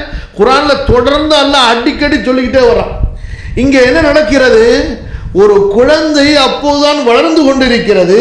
வளர்ந்து கொண்டிருக்கக்கூடிய ஒரு குழந்தையை ஒருவர் கொல்கிறார், அல்லாஹ்வின் கட்டளை என்று சொல்கிறார். அந்த குழந்தையை இன்னும் குற்றமே செய்யவில்லை, யாரையும் கொலையை செய்யல. அப்போ உங்க அறிவுப்படி பார்த்தீங்கன்னா இந்த ஆயத்துக்கு என்ன பதில் சொல்லுவீங்க? அங்க என்ன பதில் சொல்லுவீங்களோ அதே பதில இங்க சொல்லுங்க. அதே பதில அல்லாஹ்வுடைய ஞானத்தில் நுட்பத்தில் எத்தனையோ விஷயங்கள் மறைந்திருக்கலாம், நாம் அதை அறிய முடியாது. அல்லாஹ் கட்டளை போடக்கூடியவன், நாம் அவனுக்கு கட்டளை போட முடியாது. அல்லாஹ் தான் எதையும் செயல்படுத்தக்கூடியவன், நாம் அவனை எதையும் நிர்பந்தப்படுத்த முடியாது அப்படின்னு அங்க பதில் சொல்லுவீங்கல்ல, அதே பதில் இங்க சொல்லுங்க. முடிஞ்சு போச்சு பதில். அப்ப அல்லாஹு தஆலா எப்படி வேண்டுமானாலும் அடியார்களை சோதிப்பான். நம்பிக்கை கொள்கின்ற விஷயத்திலே சோதிப்பான், அமல்களின் விஷயத்திலே அல்லாஹ் சோதிப்பான். இதிலே நாம் எந்த ஒன்றையும் அல்லாஹ்வின் மீதோ அல்லாஹ்வின் மார்க்கத்திலோ திணிக்க முடியாது. அப்ப சூனியம் என்பது அல்லாஹ் தடுத்த தீமையாக இருந்தாலும், அல்லாஹ்வால் வெறுக்கப்பட்ட ஒரு பாவமாக இருந்தாலும், அதை கற்பிக்கும்படி 2 வானவர்களை அல்லாஹ் அனுப்பினான். அதை கற்றுத்தரும்படி அல்லாஹ் 2 வானவர்களை அல்லாஹ் அனுப்பினான். அப்ப அவர்கள் என்ன செய்தார்கள்? அல்லாஹ்வுடைய கட்டளையின்படி கற்றுக் கொடுத்தார்கள். எனவே அது பாவமாக ஆகாது. ஏன்? அல்லாஹ்வுடைய கட்டளை அதுதான். எப்படி ஹிதர் குழந்தையை கொன்றது பாவம் இல்லையோ, அது போன்று இந்த மலக்குகள் சூனியத்தை கற்றுக் கொடுத்தது பாவமே கிடையாது. புரியுதா? ஏன்? அவர்கள் அல்லாஹ்வுடைய கட்டளைக்கு கட்டுப்பட்டார்கள். இப்ப அடுத்த 2வது கேள்வி, சூனியம் பாவமாச்சு, அல்லாஹ் எப்படி அதை கற்றுத்தர சொல்லுவான்? அல்லாஹ் எப்படி அதை இறக்குவான்? அப்ப உங்களுடைய கருத்துப்படி நீங்க போனா, மஜூசிகள் இருந்தார்கள் பாருங்க ஈரான்ல, அவங்களுடைய கொள்கையில தான் வந்து நிக்கணும். இப்படி ஈரானுடைய மஜூசிகளுடைய கொள்கையில தான் வந்து நிக்கணும். என்ன அப்படின்னு சொன்னா, நன்மையை படைக்கிறது ஒரு கடவுள், தீமையை படைக்கிறது இன்னொரு கடவுள். எப்படி? நல்லதை செய்யறது ஒரு கடவுள், தீமையை செய்யறது இன்னொரு கடவுள். லில் கைரி இலாஹுன் வலி ஷர்ரி இலாஹுன். நல்லது செய்யற கடவுள்கிட்ட கேளு, தீமை செய்யற கடவுள்கிட்ட பாதுகாப்பு தேடு. அப்ப நீ தீமையிலிருந்து பாதுகாப்பு தேடுறதா இருந்தா ஷைத்தான்கிட்ட போய் பாதுகாப்பு தேடணும். ஷைத்தானிடம் இருந்து பாதுகாப்பு இல்லை. இப்ப எப்படி ஆகி போயிடும் கடைசியில? ஷைத்தான்கிட்ட போய் பாதுகாப்பு தேடணும். புரியுதா இல்லையா? அப்ப எந்த அல்லாஹ் ஷிர்கை படைத்தானோ, ஷிர்கை படைத்தது யாரு? இவங்க இன்னும் அந்த அளவுக்கு போல. இப்படி கொஞ்ச நாள் நீடிச்சாங்கன்னு சொன்னா அங்க போய் நிற்பாங்கிறதுல சந்தேகம் கிடையாது. ஷிர்கை படைத்தது யாரு? ஷிர்கை படைத்தது யாரு? அல்லாஹ். அப்ப அந்த ஷிர்கில் ஒரு வகை சூனியத்தை மட்டும் அல்லாஹ் படைக்கலங்கிறீங்களா? படைத்தான் என்றால் என்ன, இறக்கினான் என்றால் என்ன? எந்த அல்லாஹ் படைப்பதில் தவறு இல்லையோ அந்த அல்லாஹ் இறக்குவதில் என்ன தவறை நீங்கள் பார்க்கிறீர்கள்? புரியுதா இல்லையா? படைப்பதில் தவறு இல்லை என்றால் அதை இறக்குவதில் என்ன தவறு இருக்கிறது? புரியுதா? அப்ப அல்லாஹ் ரப்புல் ஆலமீன் இறக்கியதில் எந்த தவறும் இல்லை, அந்த வானவர்கள் கற்றுக் கொடுத்ததிலும் எந்த தவறும் இல்லை. ஏனென்றால் அவர்கள் கட்டளையிடப்பட்டவர்கள், அப்படித்தான். அப்ப வானவர்களை பொறுத்த வரைக்கும் அல்லாஹ்வுடைய கட்டளையை கொண்டு இறங்கினார்கள், அல்லாஹ் சொன்னதின்படிதான் அவர்கள் கற்றுக் கொடுத்தார்கள். அப்ப தவறு யாரின் மீது? அல்லாஹ் கரெக்டா சொல்றான். எப்படி சொல்கிறான்? வயதஅல்லமூன மா யதுர்ருஹும் வலா யன்ஃபஅஹும். அதே அந்த மலக்குகளிடத்திலே வந்தவர்களிடத்திலே நன்மைகளும் இருந்தன, அந்த நன்மைகளை அவர்கள் கற்றுக்கொள்ளவில்லை, தீமைகளை தான் கற்றுக்கொண்டார்கள். யார் மேல தப்பு? அந்த மக்கள் மேல தப்பு. இவ்வளவு தெளிவாக விளக்கம் கொடுக்கப்பட்டதற்கு பிறகும் அதை ஏற்காமல் அதிலே தீமையிலே சென்றவர்கள் மீது தான் தப்பு.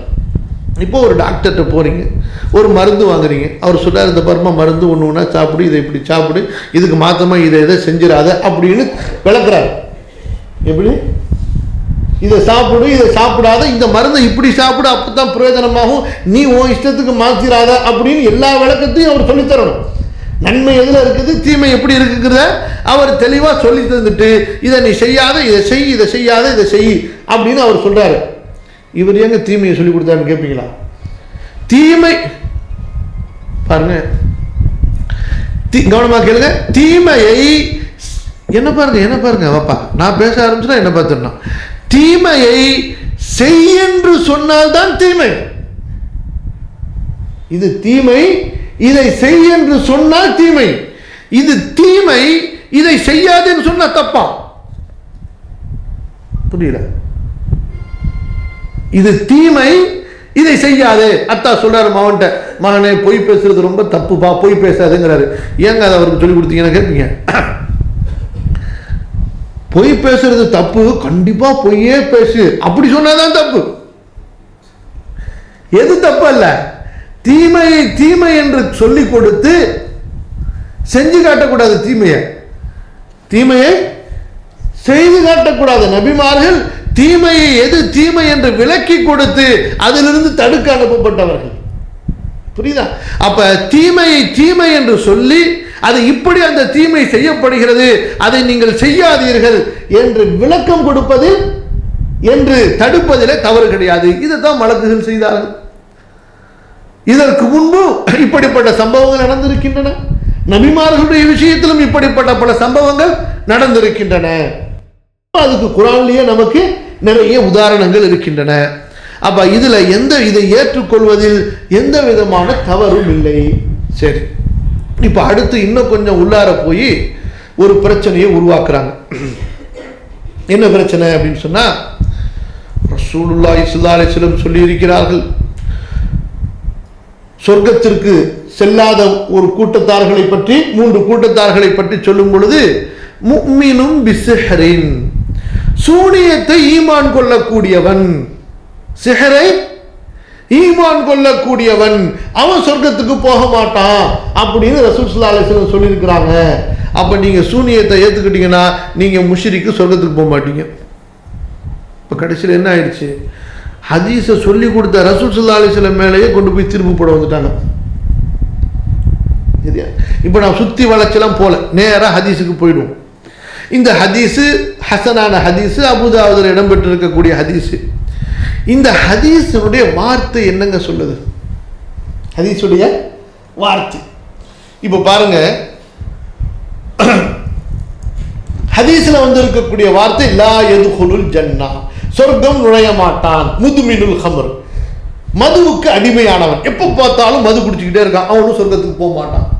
இரண்டாவது, சூனியத்தை ஈமான் கொள்ளக்கூடியவன், முஃமினும் பிஸ்ஹரின். புரியுதா?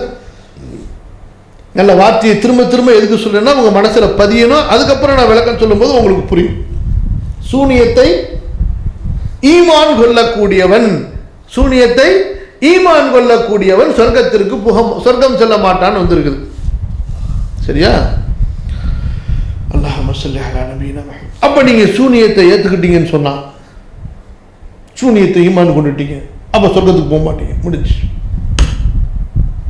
எப்படி இருக்கு தீர்ப்பு? கொஞ்சமாவது இந்த மாதிரி விஷயங்களை சொல்லும் பொழுது முதல்ல ஒரு பயம், ஒரு தீர்ப்பு சொல்லும் பொழுது ஒரு முஃப்திக்கு என்ன வேணும், ஒரு ஆலிமுக்கு ஒரு பயம் வேணும். என்ன மாதிரி தீர்ப்பை, வார்த்தையை, ஒரு சட்டத்தை நம்ம சொல்றோம், அதனால அடுத்து என்ன பின் விளைவு ஏற்படும்? குஃபுருடைய ஃபத்வான சாதாரண ஃபத்வா, இறை நிராகரிப்புடைய ஃபத்வா என்றால் அது ஒரு சாதாரண ஃபத்வாவா? அது எவ்வளவு கடுமையான ஃபத்வா அது. அப்ப அந்த ஃபத்வாவை யார் மீதெல்லாம் அடுத்து நீங்க கொண்டு போய் அப்ளை பண்ணுவீங்க? யாரெல்லாம் சூனியத்தை ஏற்றுக்கொண்டார்களோ அவங்க மேலெல்லாம் நீங்க அப்ளை பண்ண போறீங்க அடுத்து. அது ஹயாத்தா இருக்கக்கூடிய இன்றைய கால நமது மக்கள் மேல மட்டும் அப்ளை ஆகாது. யாரிடமிருந்தெல்லாம் இஸ்லாமை நாம் படித்து வருகிறோமோ, ஹதீஸையும் குர்ஆனையும் யார் வழியாகவெல்லாம் நாம் எடுத்து வருகிறோமோ அவங்க மேலே அந்த ஃபத்வா எடுத்து போவோம். யோசித்து பாருங்க, என்ன ஒரு ஃபத்வாவை நீங்கள் கொடுக்கிறீர்கள், என்ன ஒரு கல்வியை மக்களுக்கு போதிக்கிறீர்கள், எந்த அடிப்படையிலே போதிக்கிறீர்கள், என்ன அந்த ஹதீஸுக்கு அர்த்தத்தை நீங்கள் வைக்கிறீர்கள்? இப்ப இங்க இப்படியே நின்று கொண்டு இப்படி வாங்க, நான் ஒரு கேள்வி கேட்கிறேன். ஹஜர், இப்லீஸ் இருக்கானா இல்லையா? இப்லீஸ் இருக்காங்கிறத நீங்க ஏத்துக்கிறீங்களா இல்லையா? உங்களை தான் கேட்கிறேன். ஹஜர், இப்லீஸ் இருக்காங்கிறத ஏத்துக்கிறீங்களா இல்லையா? ஹாஜர் இப்லீஸை ஈமான் கொண்டாருப்பா, ஹாஜர் இப்லீஸை ஈமான் கொண்டுட்டாருப்பா அப்படின்னு ஒருத்தர் சொன்னா அவனை எதால் அடிப்பீங்க? ஈமான் என்ற வார்த்தை எங்கே பயன்படுத்தப்படுகிறது? புரியுதா உங்களுக்கு? அல்லாஹ்வை ஈமான் கொள்வது, அல்லாஹ் எதை ஈமான் கொள்ள சொன்னான்? எனது வானவர்களை ஈமான் கொள்ளுங்கள், எனது வேதங்களை ஈமான் கொள்ளுங்கள், எனது தூதர்களை ஈமான் கொள்ளுங்கள், மறுமை நாளை ஈமான் கொள்ளுங்கள், விதியை ஈமான் கொள்ளுங்கள். இருக்கா இல்லையா? ஈமான்கிற வார்த்தை குர்ஆன்ல எங்க இப்படித்தானே பயன்படுத்தப்படுது. புரியுதா இல்லையா? சரி, அந்த குர்ஆன்ல இப்லீஸ்னு அல்லாஹ் ஒருத்தனை படைத்திருக்கிறான். அவனிடத்திலே அல்லாஹ் பேசினான், அவன் அல்லாஹ்விடத்திலே பேசினான். ஆதமுக்கு அல்லாஹ் சஜிதா செய்யும்படி கட்டளையிட்ட போது அவன் புறக்கணித்தான், பெருமை அடித்தான், அவனை அல்லாஹ் சபித்தான். பிறகு ஆதம் சொர்க்கத்திலே சென்ற போது ஆதமுக்கு ஊசலாட்டங்களை ஏற்படுத்தினான், ஆதமை சொர்க்கத்திலிருந்து வெளியேறி செய்தான், மீண்டும் அல்லாஹ் அவனை சபித்தான், அவனை பூமிக்கு இறக்கினான். இப்படி எல்லாம் குர்ஆன்ல சொல்லப்பட்டிருக்கு. இதெல்லாம் நம்ம ஏத்துக்கிறோமா இல்லையா?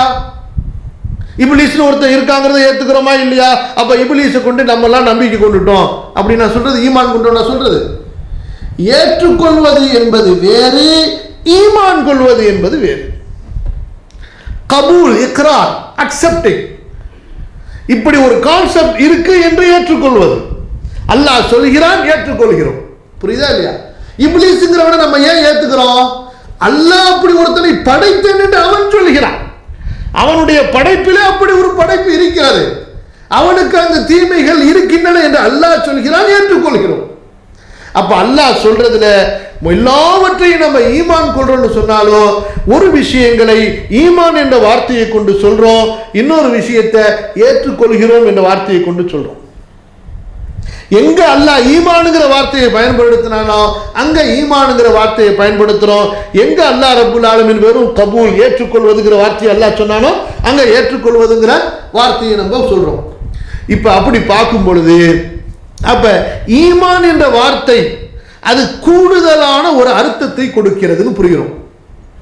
ஈமான் என்பது ஒரு கூடுதலான அர்த்தத்தை கொடுக்கிறது. புரியுதா இல்லையா நான் சொல்றது? புரியல உங்களுக்கு?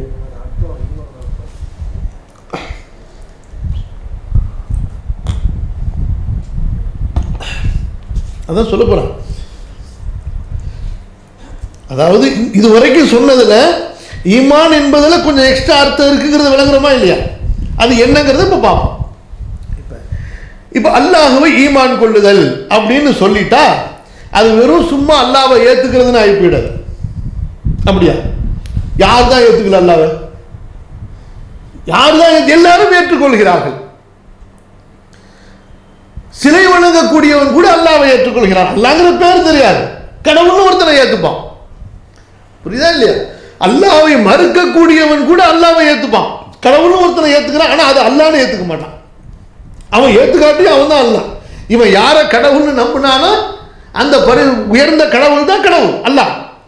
சரி, அப்ப அல்லாஹ்வை ஏற்றுக்கொள்வது என்பது வேறு, அல்லாஹ்வை ஈமான் கொள்வது என்பது வேறு. அல்லாஹ்வை வெறுமனே ஏற்றுக்கொள்வது என்பது வேறு, அல்லாஹ்வை ஈமான் கொள்வது என்பது வேறு.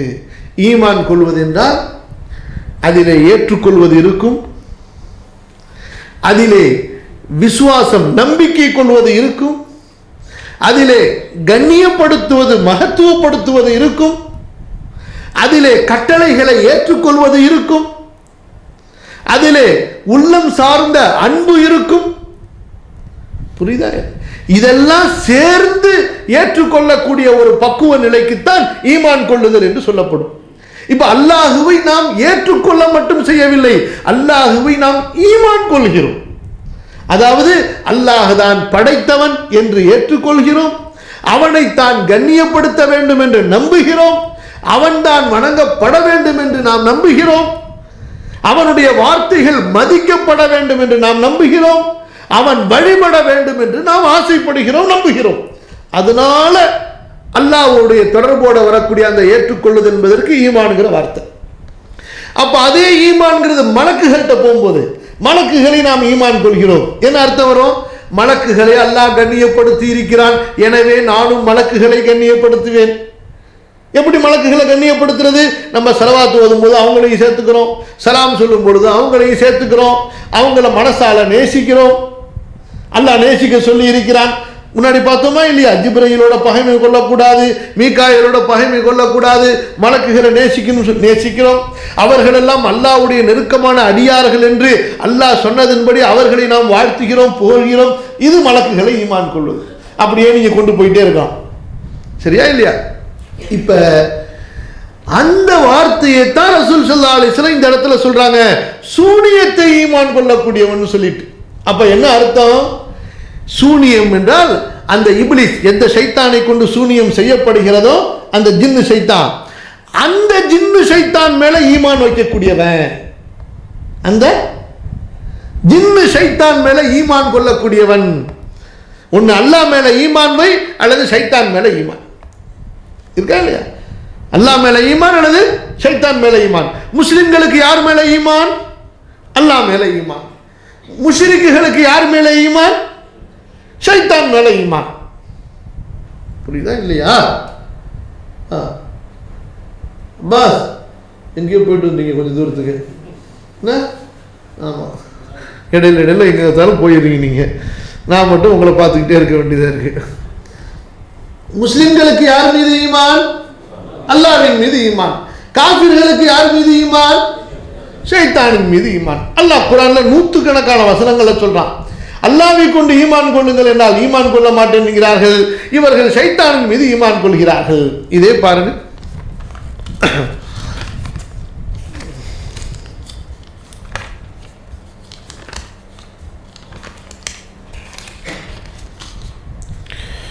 சூரா அன்-நிசாவுடைய 51வது வசனம். நபியை நீங்கள் பார்க்கவில்லையா? வேதம் கொடுக்கப்பட்டவர்களில் பெரும் சாராரை அவர்கள் சூனியத்தை ஈமான் கொள்கிறார்கள். யுமினூன பில் ஜிப்தி வத்தாகூதி, அவர்கள் ஷைத்தானை ஈமான் கொள்கிறார்கள். புரியுதா இல்லையா? அப்ப என்ன அர்த்தம்? அல்லாஹ்ட்ட நம்பி அல்லாஹ்ட்ட துஆ கேள்றானா, அல்லாஹ்ட்ட துஆ கேட்க மாட்டேங்கிறான், அல்லாஹ்ட்ட ஷிஃபாவை கேட்க மாட்டேங்கிறான், ஷைத்தான்ட்ட போய் ஷிஃபாவை கேட்டுக்கிட்டு இருக்கான். சூனியத்தினால போய் குணமாகும்னு சொல்லி சூனியத்தை நம்பி கொண்டிருக்கிறான். அப்ப அதை தானே ரசூல் ஸல்லல்லாஹு அலைஹி வஸல்லம் அங்க சொன்னாங்க. இத சொர்க்கம் செல்லாத 3 கூட்டத்தார்கள் என்று சொல்லும் பொழுது சூனியத்தை ஈமான் கொண்டவனை சொன்னார்களா, சூனியத்தை ஏற்றுக்கொண்டவனை சொன்னார்களா? ஈமான் கொண்டவனை சொன்னார்கள், ஏற்றுக்கொண்டவர்களை சொல்லவில்லை. அப்படி ஏற்றுக்கொண்டவர்களை சொல்றாங்கன்னு சொன்னா அப்ப இப்லீஸை ஏற்றுக்கொண்டிருக்கக்கூடிய முஸ்லிம்கள் எல்லாரும் முஷ்ரிக்னு சொல்லுவீங்க. கடைசியில் இஸ்லாம் ஒன்று, தௌஹீத் என்று ஒன்று இருக்கவே இருக்காது. இருக்க முடியுமா? இருக்க சொல்லுங்க. நீங்க புரியல உங்களுக்கு? எவ்வளவு ஒரு சாதாரணமாக ஒரு ஈமானோடு புரிந்து கொள்ள வேண்டிய விளக்கத்தை புடிச்சு குழப்பி மாற்றி புரட்டி இங்கே போய் பதில் இடிக்கும்போது உடனே அப்படி ஒரு வளைவு. இந்த ஒரு பொய்யை மறைக்கிறதுக்கு 100 பொய்ன்னு சொல்லுவாங்க பாருங்க. இப்படி ஒரு பொய்யை மறைக்கிறதுக்கு 100 பொய் சொன்னானா அந்த கதையில அல்லாஹ் சொன்ன ஒரு விஷயத்தை மறுத்ததுனால அதை சரி கட்டுறதுக்கு திரும்ப திரும்ப குஃபர், திரும்ப திரும்ப பழி சொல்லுதல், திரும்ப திரும்ப ஆதாரங்களை புரட்டுதல், மாற்றுதல் என்ற மிகப்பெரிய வழிகேட்டிற்குள் நாளுக்கு நாள் அவர்கள் விழுந்து கொண்டே இருக்கிறார்கள். புரியுதா? அப்ப அந்த ஹதீஸ்ல வந்திருக்கக்கூடிய சூனியத்தை ஈமான் கொள்பவர் நரக சொர்க்கத்திற்கு செல்ல மாட்டார் என்ற ஹதீஸ் இருக்கிறது. அது மிகச் சரியான கருத்து. என்ன அர்த்தம் கிடையாது அதுக்கு? சூனியத்தை ஏற்றுக்கொண்டவர் என்ற அர்த்தம் கிடையாது. என்ன அர்த்தம்? இப்ப ஷிர்க்க நம்ம ஏத்துக்கிறோமா இல்லையாங்க? ஷிர்க்குன்னு ஒண்ணு இருக்கு, அப்படி ஏத்துக்கலன்னா அதை கண்டிக்கிறதே தப்பா போச்சா? ஷிர்க்குன்னு ஒண்ணு இல்லவே இல்லைன்னு மறுத்தீங்கன்னு சொன்னா செய்யறவனு அதான் ஒண்ணு இல்லாத ஒண்ணு தானே செய்யறான். அப்படித்தானே ஆகும். ஷிர்க் என்று ஒன்று இருக்கிறது, அதை செய்யாதேன்னு சொல்றோம். சூனியம் என்று ஒன்று இருக்கிறது, அதை செய்யாதே என்று அல்லாஹ் தடுக்கிறான். புரியுதா இல்லையா? இதுதாங்க விளக்கம். பஸ் பை சீடியை போட்டு பார்த்து கேட்டுங்க. இப்ப கவனமா கேளுங்க.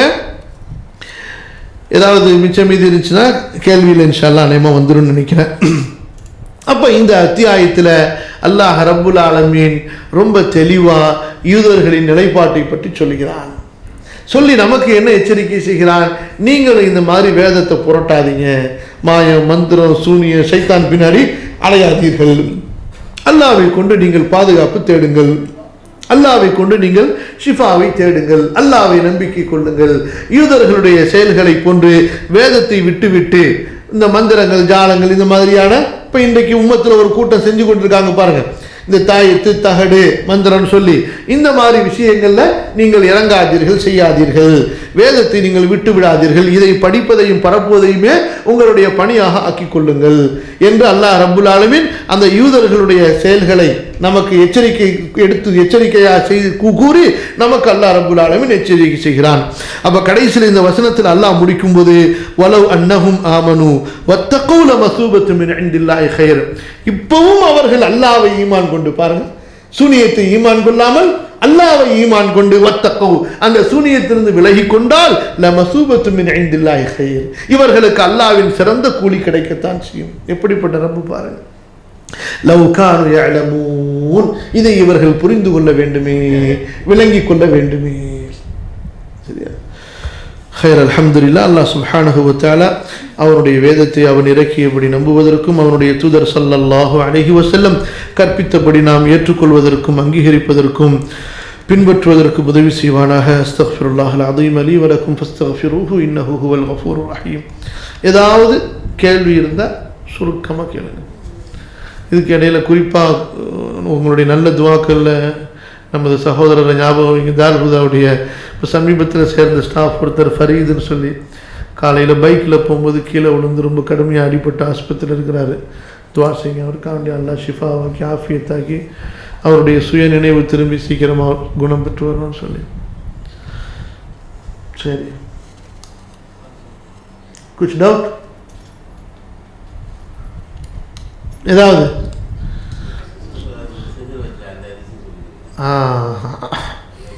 சரி, ஆஜியருக்கு அப்படியே விட்ட மாட்டோம்ல. சரிங்க. இப்போ ஏற்கனவே நாம் சொன்னது போன்று ஒரு பொய் சொன்னால் 100 பொய் சொல்லணுங்கிற கதையில் அல்லாஹ் சொன்ன ஒரு விஷயத்தை மறுத்துட்டாங்களா? இப்போ மறுத்தா அதோட நிற்குமா அந்த மறுத்தல்? அப்படியே சைனா தொடருது. அதில் ஒன்று தான் இந்த சூனியம் சம்பந்தப்பட்ட ஹதீஸை மறுக்கிறதும். என்ன செய்தார்கள்? இப்போ உடனே இவங்க சூனியம் ஒன்றும் இல்லைன்னு மறுத்தப்ப டக்குன்னு அடுத்த கேள்வி வருது. என்ன கேள்வி? ரசூல் ஸல்லல்லாஹு அலைஹி வஸல்லத்துக்கு சூனியம் செய்யப்பட்டிருக்கிறது. அப்படி செய்யப்பட்டதாக வரக்கூடிய ஹதீஸை அவங்களுடைய மனைவி, அதுவும் மார்க்கு கல்வியிலும் ரசூல் ஸல்லல்லாஹு அலைஹி வஸல்லம் இடத்துல துருவி துருவி கேட்பதிலும் குர்ஆனையும் ஹதீஸையும் ஒத்து பார்த்து கேள்வி கேட்பதிலும் பிரசித்தி பெற்ற அன்னை ஆயிஷா ரலியல்லாஹு அன்ஹா அவங்களே அந்த ஹதீஸை அறிவிக்கிறாங்க. இதில் விசேஷம் என்ன? பல ஹதீஸுகளையும் பல ஆயத்துகளையும் ஆயிஷா ரலியல்லாஹு அன்ஹா பேரை சொல்லியே மறுத்துக்கிட்டு இருக்காங்க. ஆயிஷா எப்படிப்பட்ட விளக்கமுடையவர் தெரியுமா, எப்படிப்பட்ட மார்க்க அறிவு உடையவர் தெரியுமா அப்படின்னு சொல்லி அவங்களே இப்படி சொல்லியிருக்கிறாங்கன்னு சொல்லி. ஆனால் அதுக்கு வேற கருத்தம் வெளிப்படையை வச்சுக்கிட்டு. அப்போ இங்கே இந்த ஹதீஸை யார் அறிவிக்கிறது? அறிவிக்கிறது ஆயிஷா ரலியல்லாஹு அன்ஹா தான். சரி, ரெண்டாவது, இந்த கிதாபு வந்திருக்குமே ஆனால் அந்த கிதாபு சரியில்லை, இந்த கிதாபு சரியில்லை, அதில் குழப்பம் இருக்கு, இதில் குழப்பம் இருக்குன்னு தூக்கி போடலாம். இந்த ஹதீஸ் வந்திருக்கிறது எந்த கிதாபில்? சஹீஹ் புகாரியில். ஆஹா மாட்டிக்கிட்டோம்டா, ஆஹா மாட்டிக்கிட்டோம். இப்போ என்ன செய்யறது அப்படின்னு புதுசாக ஒரு ஃபார்முலா கிரியேட் ஆகுது. அதாவது சஹீஹ் புகாரி என்பது ஆதாரபூர்வமான நூல்தான், அது ஒரு நம்பத்தகுந்த நூல்தான். இமாம் புகாரி என்பவர் அப்படித்தான் இப்படித்தான், இருந்தாலும் அவர் மனிதர் தானே. எப்படி இருந்தாலும் அவர் மனிதர் தானே, தவறு செய்திருக்க முடியாதா? அப்ப நீங்க குர்ஆனையும் புகாரியும் ஒன்னாக்கிட்டீங்களா? எப்படி கேள்வி? இப்ப அல்லாஹ் சொன்னதெல்லாம் ஏத்துக்கணும், ரசூல் ஸல்லல்லாஹு அலைஹி வஸல்லம் சொன்னதெல்லாம் ஏத்துக்கணும்னு சொன்னா ரசூலுல்லாஹ் அல்லாஹ் ஆக்கிட்டோம்னு அர்த்தம்? அட முட்டா போயில, அல்லாஹ் சொன்னதுனால ரசூல் ஸல்லல்லாஹு அலைஹி வஸல்லம் ஏத்துக்கிறோம். ரசூல் ஸல்லல்லாஹு அலைஹி வஸல்லம் சொன்னது எல்லாத்தையும் நீ ஏத்துக்கணும்னு அல்லாஹ் சொன்னதுனால நம்ம ஏத்துக்கிறோம். சரியா இல்லையா? அப்ப அல்லாஹ்வுக்கு ரசூலுக்கு இடையில டிஃபரெண்ட் காட்டுறதுனால அல்லாஹ் நீ சொன்னா 100ஐயும் ஏத்துப்பேன், ரசூல்லா 100 சொன்னா 50 தான் ஏத்துப்பேன்னு சொன்னா அப்பதான் டிஃபரெண்டா? புரியுதா? சரி, அப்ப புகாரியும் மனிதர் தானே, புகாரியை கொண்டு போய் குர்ஆனுடைய ஸ்தானத்தில் வைக்க முடியுமா அப்படின்னு பெரிய ஒரு லாஜிக்கை போட்டவுடனே ஆமா அப்படித்தானே அண்ணா என்ன கரெக்டா பாயிண்ட பிடிச்சாரு பாருங்க அப்படின்னா முடிஞ்சு போச்சு. அப்ப என்னங்க அடுத்து என்னங்க சொல்ல போறீங்க? என்ன திருவாய் மலர்ந்தருள போகிறீர்கள் அப்படின்னு. அப்படின்னா என்ன தெரிந்தாலும் மனிதராக இருந்தாலும் அப்படி ஆய்வு செய்யும்போது ஏதோ ஒரு தவறு நடந்திருக்கும், அந்த மாதிரி இங்கே தவறு நடந்திருக்குன்னு நம்ம முடிவு செஞ்சுக்கணும். அந்த மாதிரி ஒரு தவறு நடந்திருக்குன்னு முடிவு செஞ்சுக்கணுமா? சரி, அதுக்கப்புறமா கேள்விக்கு மேலே கேள்வி, அது என்னதாங்க தவறு? ஏதாவது தவறு என்னன்னு சொல்லணுமா இல்லையா? அதாகப்பட்டதாகிறது. இங்கே ஹதீஸ் அறிவிப்பதில் குழப்பம் இருக்கிறது. எப்படி? அந்த சூனியத்துடைய ஹதீஸில் என்ன இருக்கான்? குழப்பம் இருக்கான். ஹதீஸ் கலையில் ஒரு ஒரு ஒரு வார்த்தை வரும், குழப்பம்னு ஒரு வார்த்தை.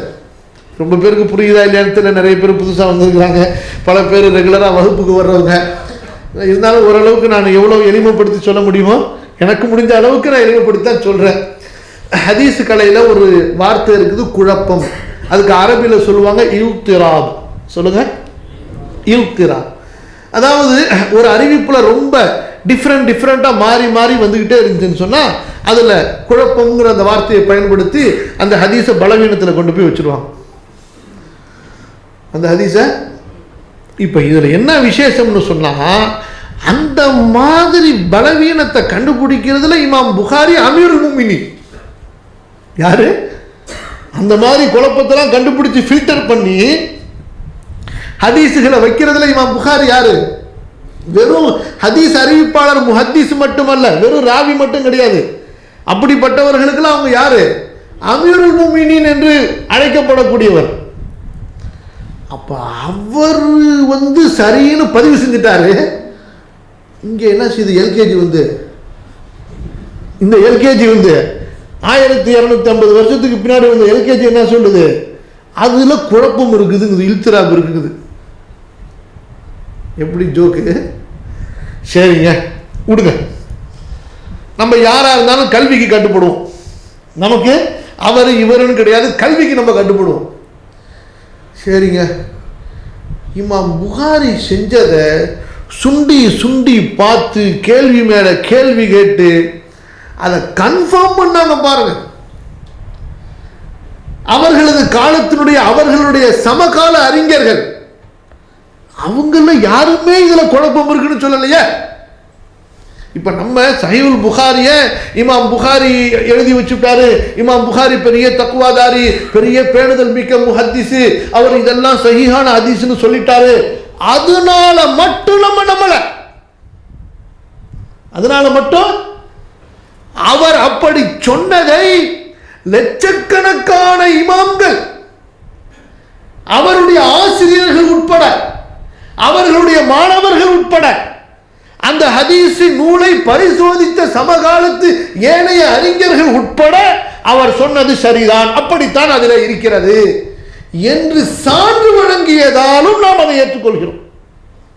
எப்படி? புகாரி எழுதி கொடுத்துட்டாருங்கிறதுனால மட்டும் நாம் அதை ஏற்றுக்கொள்ளவில்லை. சமகாலத்து அறிஞர்கள் அதற்கு ஒப்புதல் வழங்குகிறார்கள்.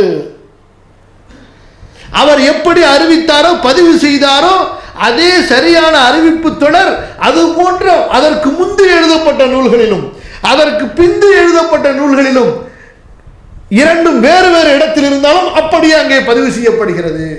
அப்போ கரெக்ட். நமக்கு இவ்வளவு ஆதாரங்களோடு தான் புகாரியை இன்னைக்கு சஹீஹுல் புகாரி நம்ம ஏத்துக்கிறோம்.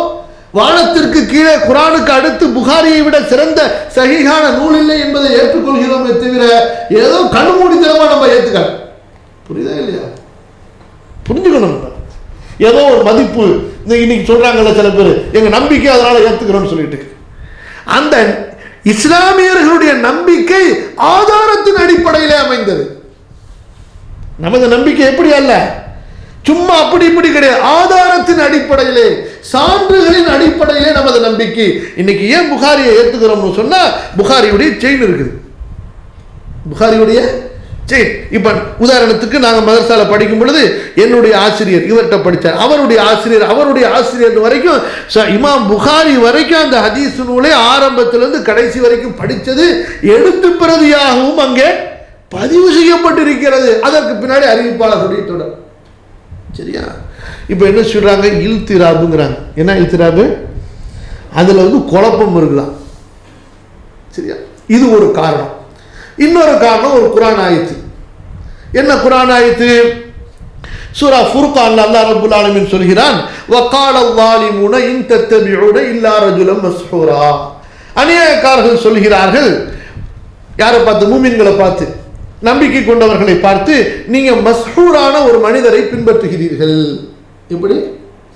மஸ்ஹூரான ஒரு மனிதரை பின்பற்றுகிறீர்கள். இப்ப இந்த மஸ்ஹூர்ங்கிறதுக்கு டக்குன்னு அப்படியே ஒரு டிக்ஷனரியை திறந்து பார்த்துட்டு அப்படியே அர்த்தம் வச்சிங்கன்னு சொன்னா சூனியம் செய்யப்பட்டவர் அர்த்தம். சூனியம் செய்யப்பட்ட ஒரு மனிதரை பின்பற்றுகிறீர்கள் என்று அநியாயக்காரர்கள் சொல்கிறார்கள் என்று அல்லாஹ் சொல்றான். இப்ப பாருங்க, யாரெல்லாம் ரசூல்ல சூனியம் செய்யப்பட்டவர்கள் சொல்றாங்களோ அவங்களெல்லாம் அல்லாஹ் அநியாயக்காரர்கள் சொல்றான். அப்ப அல்லாஹ் சொல்ற இந்த வசனத்துக்காக வேண்டிதான் நாங்க இந்த புகாரியில் உள்ள ஹதீஸையே மறுக்கிறோம். இன்றைக்கு வரைக்கும் நல்ல கவனமாக கேளுங்க, இன்றைக்கு வரைக்கும் இந்த தௌஹீது பேசுற இவர்கள் ஒருத்தர் கூட குர்ஆன் ஹாஃபிஸ் கிடையாது. இந்த தௌஹீது பேசுறவங்கள ஒருத்தர் கூட குர்ஆன் ஹாஃபிஸ் கிடையாது. இன்னைக்கு 30 வருஷம் ஆச்சு இவங்க தௌஹீது பேச ஆரம்பிச்சு, இவர்கள் ஒருத்தரை கூட இன்னும் ஹாஃபிஸ் ஆகல. நான் எதுக்கு இதை சொல்ல வரேன்னு சொன்னா, குறையா சொல்லல, அல்லாஹ் போதுமானவன். யாருக்கு தௌஃபீக் கொடுக்குறானோ அவங்களோட தான் குர்ஆன் ஹிஃப்து பண்ணுவோம். இப்ப இந்த ஆயத்தை கண்டுபிடிச்சு இந்த ஆயத்துக்கு இந்த ஹதீஸ் முரணாக இருக்கிறது இவங்க கண்டுபிடிச்சாங்களாம். யார் குர்ஆனையும் மனப்பாடம் பண்ணி ஹதீஸையும் மனப்பாடம் பண்ணாங்களோ, யார் குர்ஆனின் அடிப்படையில் ஹதீஸ், அதாவது ஹதீஸை பதிவு செய்யும் பொழுதே, நம்ம இப்போ சமீபமாக சஹீஹுல் புகாரில கிதாபு தௌஹீத் படிச்சுக்கிட்டே வரோம். இதுக்கு முன்னாடி கிதாபுல் ஃபித்தன் படித்தோம். இந்த மாதிரி பல பாபுகளை படிக்கிறோம். அப்போ ஒவ்வொரு பாடத்திலையும் இமாம் புகாரி முதல்ல என்ன செய்யறாங்க? குர்ஆன் வசனத்தை கொண்டு வராங்க. ஒரு குர்ஆன் வசனத்தை சொல்லிட்டு அதுக்கு பிறகு ஹதீஸ், அப்புறம் இடையில தேவைப்பட்டா இன்னொரு குர்ஆன் வசனம் சொல்லிட்டு தானே வராங்க. வருதா இல்லையா? அப்ப இந்த ஆயத்து இந்த ஹதீஸுக்கு முரண்படுது, அல்லது இந்த ஹதீஸ் இந்த ஆயத்துக்கு முரணா இருக்குது, இமாம் புகாரிக்கு புரியல, அப்படி ஒரு விளக்கம் அவருக்கு இல்லைன்னு சொன்னா நீங்க சஹீஹ் புகாரியை ஏத்துக்கிறதே தப்பு. இப்படி விளக்கமில்லாத ஒரு மனிதர் கோர்வை செஞ்சதையா நீங்க சஹீஹான நூல்னு ஏத்துக்கிறீங்க? எப்படி சொல்லுங்க? இவ்வளவு சாதாரண விஷயமாங்க இது. என்ன சரி, அப்ப என்னங்க பிரச்சனைன்னு சொன்னா, இந்த ஆயத்துக்கு இந்த ஹதீஸுக்கும் வேற வேற அர்த்தம். அப்போ ஒரு ஹதீஸ், ஒரு ஆயத்துக்கு நம்ம முதல்ல அர்த்தம் வைக்கிறதா இருந்தா அந்த அர்த்தத்தை எங்கிருந்து முதல்ல பார்க்கணும்? நபி ஸல்லல்லாஹு அலைஹி வஸல்லம் காலத்தில் எப்படி புரியப்பட்டது, அரபி மொழியிலே என்ன அர்த்தத்தில் அது கையாளப்படுகிறது, அதற்கு முன்னாடி குறைஷிகள் ரசூலுல்லாஹ்வின் மேல என்னென்ன பிரச்சனைகளை முன்வைத்தார்கள் பார்க்கணும். இப்போ இந்த சூரத்துல் ஃபுர்கான்ல 25வது அத்தியாயத்தில்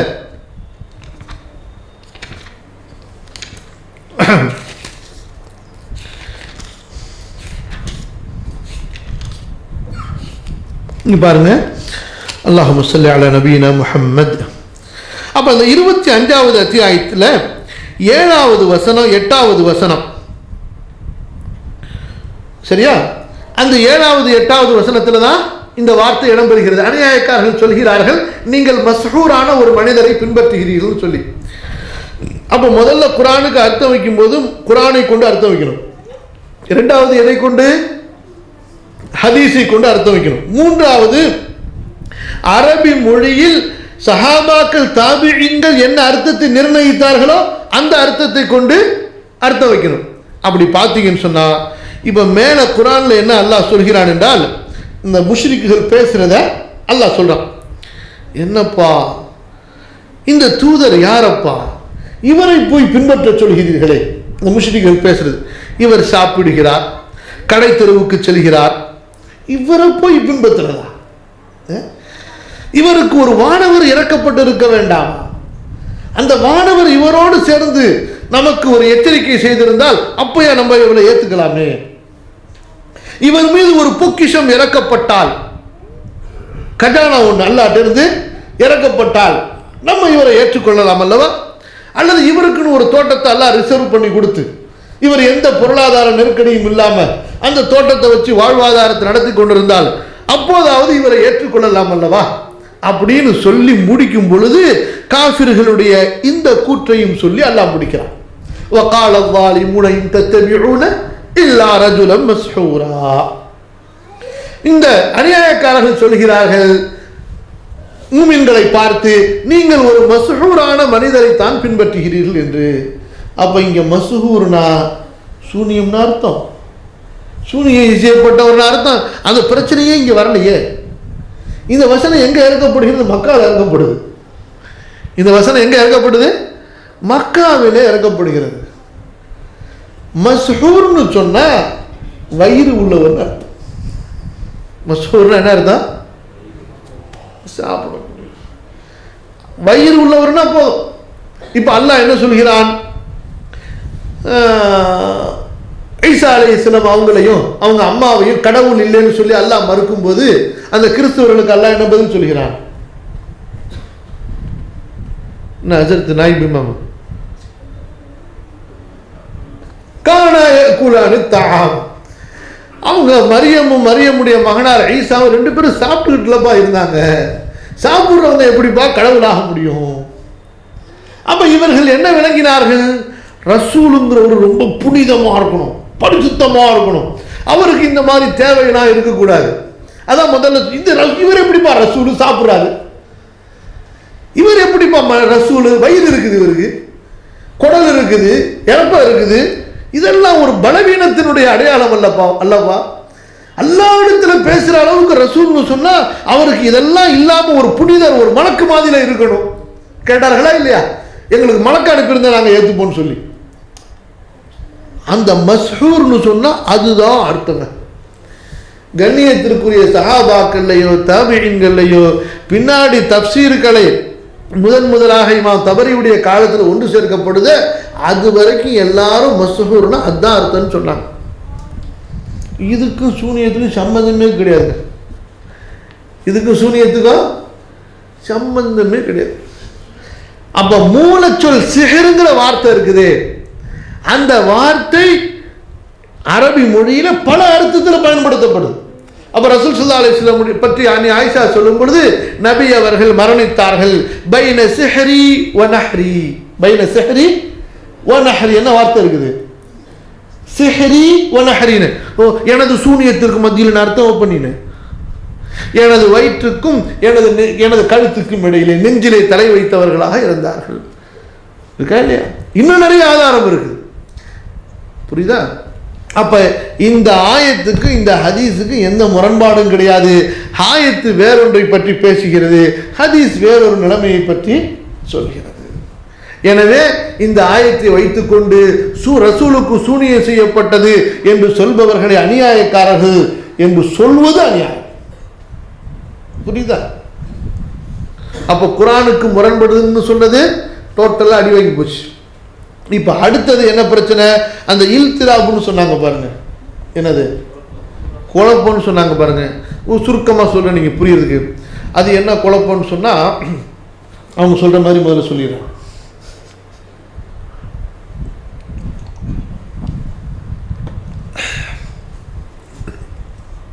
அதாவதுங்க, அந்த ஹதீஸை படிக்கும் பொழுது ரெண்டு வானவர்கள் பேசிக்கிட்டு தான் இருக்குது. அந்த சூனியத்தை போய் எடுத்தது ரெண்டு வானவர்கள் வருது. ஒரு சில அறிவிப்புகளில் அலி ரலியல்லாஹு அன்ஹு போய் ரசூல் ஸல்லல்லாஹு அலைஹி வஸல்லம் எடுக்க சொன்னாங்கன்னு வருது. புரியுதா? அப்புறம் அந்த அந்த ரெண்டாவது அவங்க என்ன சொல்றாங்க, அப்படி சூனியம் செய்யப்பட்டது எந்த காலம்னு குறித்து சொல்லப்படலை. எந்த காலம்னு குறித்து சொல்லப்படலை. அப்ப சூனியம் செய்யப்பட்டது ரசூல் ஸல்லல்லாஹு அலைஹி வஸல்லத்துக்குன்னு சொன்னா அந்த நேரத்தில் குர்ஆன் வசனம் இறங்கி இருந்தா அது குழப்பமாகி போயிருக்குமே. அப்ப குர்ஆன்ல எதையுமே நம்ம நம்பிக்கை கொள்ள முடியாது. இப்படிலாம் அதுக்கு குழப்பம் வர்றதுனால இந்த ஹதீஸ் குழப்பம். இப்படி பாருங்க, ஒரு சம்பவத்தை அறிவிக்கும் போது ஹதீஸோ சரி குர்ஆனும் சரி அது சம்பவ நூலா, சம்பவங்களை அறிவிக்கின்ற நூலா? கிடையாது. ஏற்கனவே நம்ம சொல்லிட்டு வரோம். அது என்ன நூல்? அது படிப்பினைக்குரிய நூல். எங்க எது தேவையோ அங்க அதை மட்டும் அல்லாஹ் சொல்லுவான். இப்ப மூசா அலைஹிஸ்ஸலாமுடைய சம்பவத்தை எடுத்துங்க. குர்ஆன்ல வஹி கொடுக்கப்பட்ட ஆரம்பத்திலிருந்து ஃபிரௌன்ட்ட போனதிலிருந்து எத்தனை வாசகங்கள்ல வருது? அது குழப்பம்னு அர்த்தமா? அதுக்கு அதுக்கு பேர் குழப்பம் அர்த்தமா? அல்லாஹ் மூசா நபி இடத்துல முதல் தடவை பேசினதுலையே ஒரு இடத்துல ஒரு விஷயத்தை மட்டும்தான் சொல்றான், அதோட முடிச்சிடறான். ரெண்டாவது இடத்துல சொல்லும்போது 3 விஷயத்தை அல்லாஹ் சொல்றான். இது குழப்பம்னு அர்த்தம். முந்தைய இடத்தில் அந்த சம்பவம் சொல்லப்படும் போது எவ்வளவு தேவையோ அதோடு நிறுத்தி விட்டான்.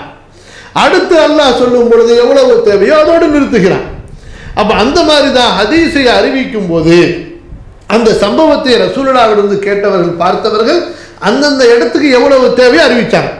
இப்போ மலக்குகள் வந்து சொன்னார்கள்னா அல்லாஹ் தஆலா மலக்குகளை கொண்டு அனுப்பினான். அந்த மலக்குகள் சொன்னதை கொண்டு ஸல்லல்லாஹு அலைஹி வஸல்லம் அலி ரலியல்லாஹு அன்ஹு அவர்களை வைத்து எடுக்கிறார்கள். அப்போ மலக்குகள் எடுத்தார்கள் சொன்னால் அவர்கள் தான் கட்டளையிட்டார்கள் எடுக்க சொல்லி. இப்போ உதாரணத்துக்கு அரசர் இந்த பில்டிங்கை கட்டினாருன்னு சொன்னால் அரசரா கொத்தனாருன்னு விளங்கிறது. இப்போ ஒருத்தர் சொன்னார் கொத்தனார் இந்த பில்டிங்கை கட்டினாருன்னு சொல்லிட்டு, என்னன்னா அவர் அரசர் கட்டினாருன்னாரு, நீ கொத்தனார் கட்டினாருங்கிற, அது எப்படா? அப்போ ரெண்டுத்துல ஒன்று தாண்டா உண்மை, ரெண்டுமே உண்மைதான். அல்லது அரசர் கட்டினாருன்னாரு, இவர் கொத்தனார் கட்டினாரு, சொல்லி கட்டடமே கிடையாதுடா போயிரா அப்படின்னு ஒருத்தன் சொன்னான். இல்லையாது, இப்படி இது முரண்பாடா? இது அரசர் கட்டளையிட்டார், கொத்தனார் கட்டினார், எனவே அரசர் கட்டினார்னு சொன்னாலும் தாஜ்மஹாலை யார் கட்டினார் அப்படின்னு ஒரு கேள்வி பரீட்சையில் வருது. நீங்க எல்லாம் கொத்தனார் கட்டினார்னு எழுதுனா அப்ப தெரிஞ்சிருக்கும் 10ஆம் கிளாஸ் பரீட்சையில் நீங்க பாஸ் தான் வருது. என்ன ஆச்சியார் போட்டுருங்க, ஆர்கிடெக்ட் கொத்தனார் கட்டினார், அங்கே ஷாஜஹான் காலத்தில், அதாவது அந்த காலத்தை போட்டு அந்த காலத்தில் வாழ்ந்த மிகப்பெரிய ஒரு கட்டிடக்கலை வல்லுநர் அதை கட்டினார்னா முடிஞ்சு போச்சு, எல்லாம் முட்டை முட்டையே வாங்கி வச்சிருக்க வேண்டியதுதான். அப்போ இது அவங்க மலக்கு வந்து சொல்றாங்க, அவர்களின் கட்டளையின்படி எடுக்கப்படுகிறது. அதனால மலக்கு எடுத்தாருன்னு சொன்னாலும் ஒண்ணுதான், அலி ரலியல்லாஹு அன்ஹு அவர்கள் எடுத்தாருன்னு சொன்னாலும் ஒண்ணுதான். அப்ப இந்த மாதிரி சின்ன சின்ன விஷயங்கள் தான் அவர்கள் சொல்லக்கூடிய, அது முரண்பாடு கிடையாது. ஒரு வரலாற்றை அறிவிக்கும் போது ஏற்படக்கூடிய நிகழ்வுகள், மொத்த நிகழ்வுகளை ஒரே நேரத்தில் சொல்ல வேண்டும் என்ற அவசியம் இல்லை. எந்த நேரத்துக்கு எந்த நிகழ்வு தேவையோ அதை மட்டும் சொல்லிட்டு போயிடுவாங்க. புரியுதா? இப்ப அடுத்தது என்ன பிரச்சனை அப்படின்னு சொன்னா, இப்ப கேட்கிறாங்க, அப்ப ரசூலுல்லாஹ்வுக்கு சூனியம் செய்யப்பட்டதுன்னு சொன்னா அந்த குர்ஆனுடைய பாதுகாப்புல சந்தேகம் வந்துடும். அப்படி எப்பா என்ன பக்தி குர்ஆன் மேல, சுப்ஹானல்லாஹி ரப்பில் ஆலமீன். ஏங்க அதான் குர்ஆனை பாதுகாக்கிறது தான் அல்லாஹ் தனது வேலைன்னு சொல்லிட்டானே, அதுல உனக்கு ஏன் சந்தேகம் வருது? அப்போ உனக்கு ஏதோ குர்ஆன் மேல சந்தேகம் வரும், உனக்கு ஒரு சந்தேகம் வச்சிருக்கிற, அதனால தான் நீ துடிக்கிற. கடைசியில் அதுவும் வந்து போச்சு. எப்படி? குர்ஆன் வெறும் ஜிப்ரீல் சொல்லக்கூடிய, ரசூலுல்லாஹ்க்கு ஜிப்ரீல் சொன்ன ஒளி வடிவத்தில் தான் பாதுகாக்கப்பட்டுச்சு. அப்படித்து சஹாபாக்கள் ஓதுனதுலேயோ சஹாபாக்கள் எழுதுனதுலேயோ குர்ஆன் பாதுகாப்புலன்னு போட்டு உடைச்சுட்டானோ, முடிஞ்சு. இப்போ இவர்களுக்கு குர்ஆன் மேலே இருக்கிற நம்பிக்கையும் தெரிஞ்சு போச்சு உம்மத்துக்கு. எப்படி? ஜிப்ரீல் ரசூல் ஸல்லல்லாஹு அலைஹி வஸல்லத்துக்கு வந்து ஓதுன குர்ஆன் தான் பாதுகாக்கப்பட்டுச்சான், அதுக்கு பிறகு உள்ளதெல்லாம் பாதுகாப்புக்கு அங்கே உத்தரவாதம் கிடையாது. அப்போ இன்னைக்கு நீ ஓதுற குர்ஆன் மேலே உனக்கு சந்தேகம். அப்ப குர்ஆனை பாதுகாப்பதை அல்லாஹ் பொறுப்பேற்றுக் கொண்டான். புரியுதா? எனவே ரசூலுக்கு அதிலே தவறு நிகழ்வது என்பது சாத்தியமற்ற ஒன்று, நிகழ முடியாது, அல்லாஹ் பாதுகாத்து விடுவான். ஒன்று. இரண்டாவது, அந்த சூனியத்தை பற்றிய அறிவிப்பிலே அந்த சூனியம் எப்படிப்பட்ட தாக்கத்தை ஏற்படுத்தியது, அதனுடைய அளவு என்ன என்பதும் அங்கே சொல்லப்பட்டிருக்கிறது. அப்ப அதுக்கு மேல உங்களுக்கு என்ன குழப்பம் வர்றதுக்கு வாய்ப்பு இருக்குது? ரசூல் ஸல்லல்லாஹு அலைஹி வஸல்லம் அவர்களின் அந்த சிந்தனையில் ஒரு விஷயத்தில் அவர்களுக்கு அங்கே ஒரு தவறான தாக்கம் ஏற்படுத்தப்பட்டது. அந்த தவறான தாக்கமும் பாதிப்பு ஏற்படுத்தும்படி கிடையாது. அதை புரிஞ்சு கொள்ளுங்க. எப்படின்னு சொன்னா, அவங்களுடைய மனைவியோடு சேர்ந்திருக்க மாட்டார்கள், சேர்ந்ததாக நினைத்துக் கொள்வார்கள். இப்படி உல்டாவா கிடையாது, உல்டாவா இருந்தா பிரச்சனை. எப்படி? சேர்ந்து விட்டு சேரலைங்கிற எண்ணம் இருக்கு மேல பிரச்சனை ஆகிடும். ஏன்? அடுத்து தொழுகை வைக்கும் போது பிரச்சனை ஆகிடும்.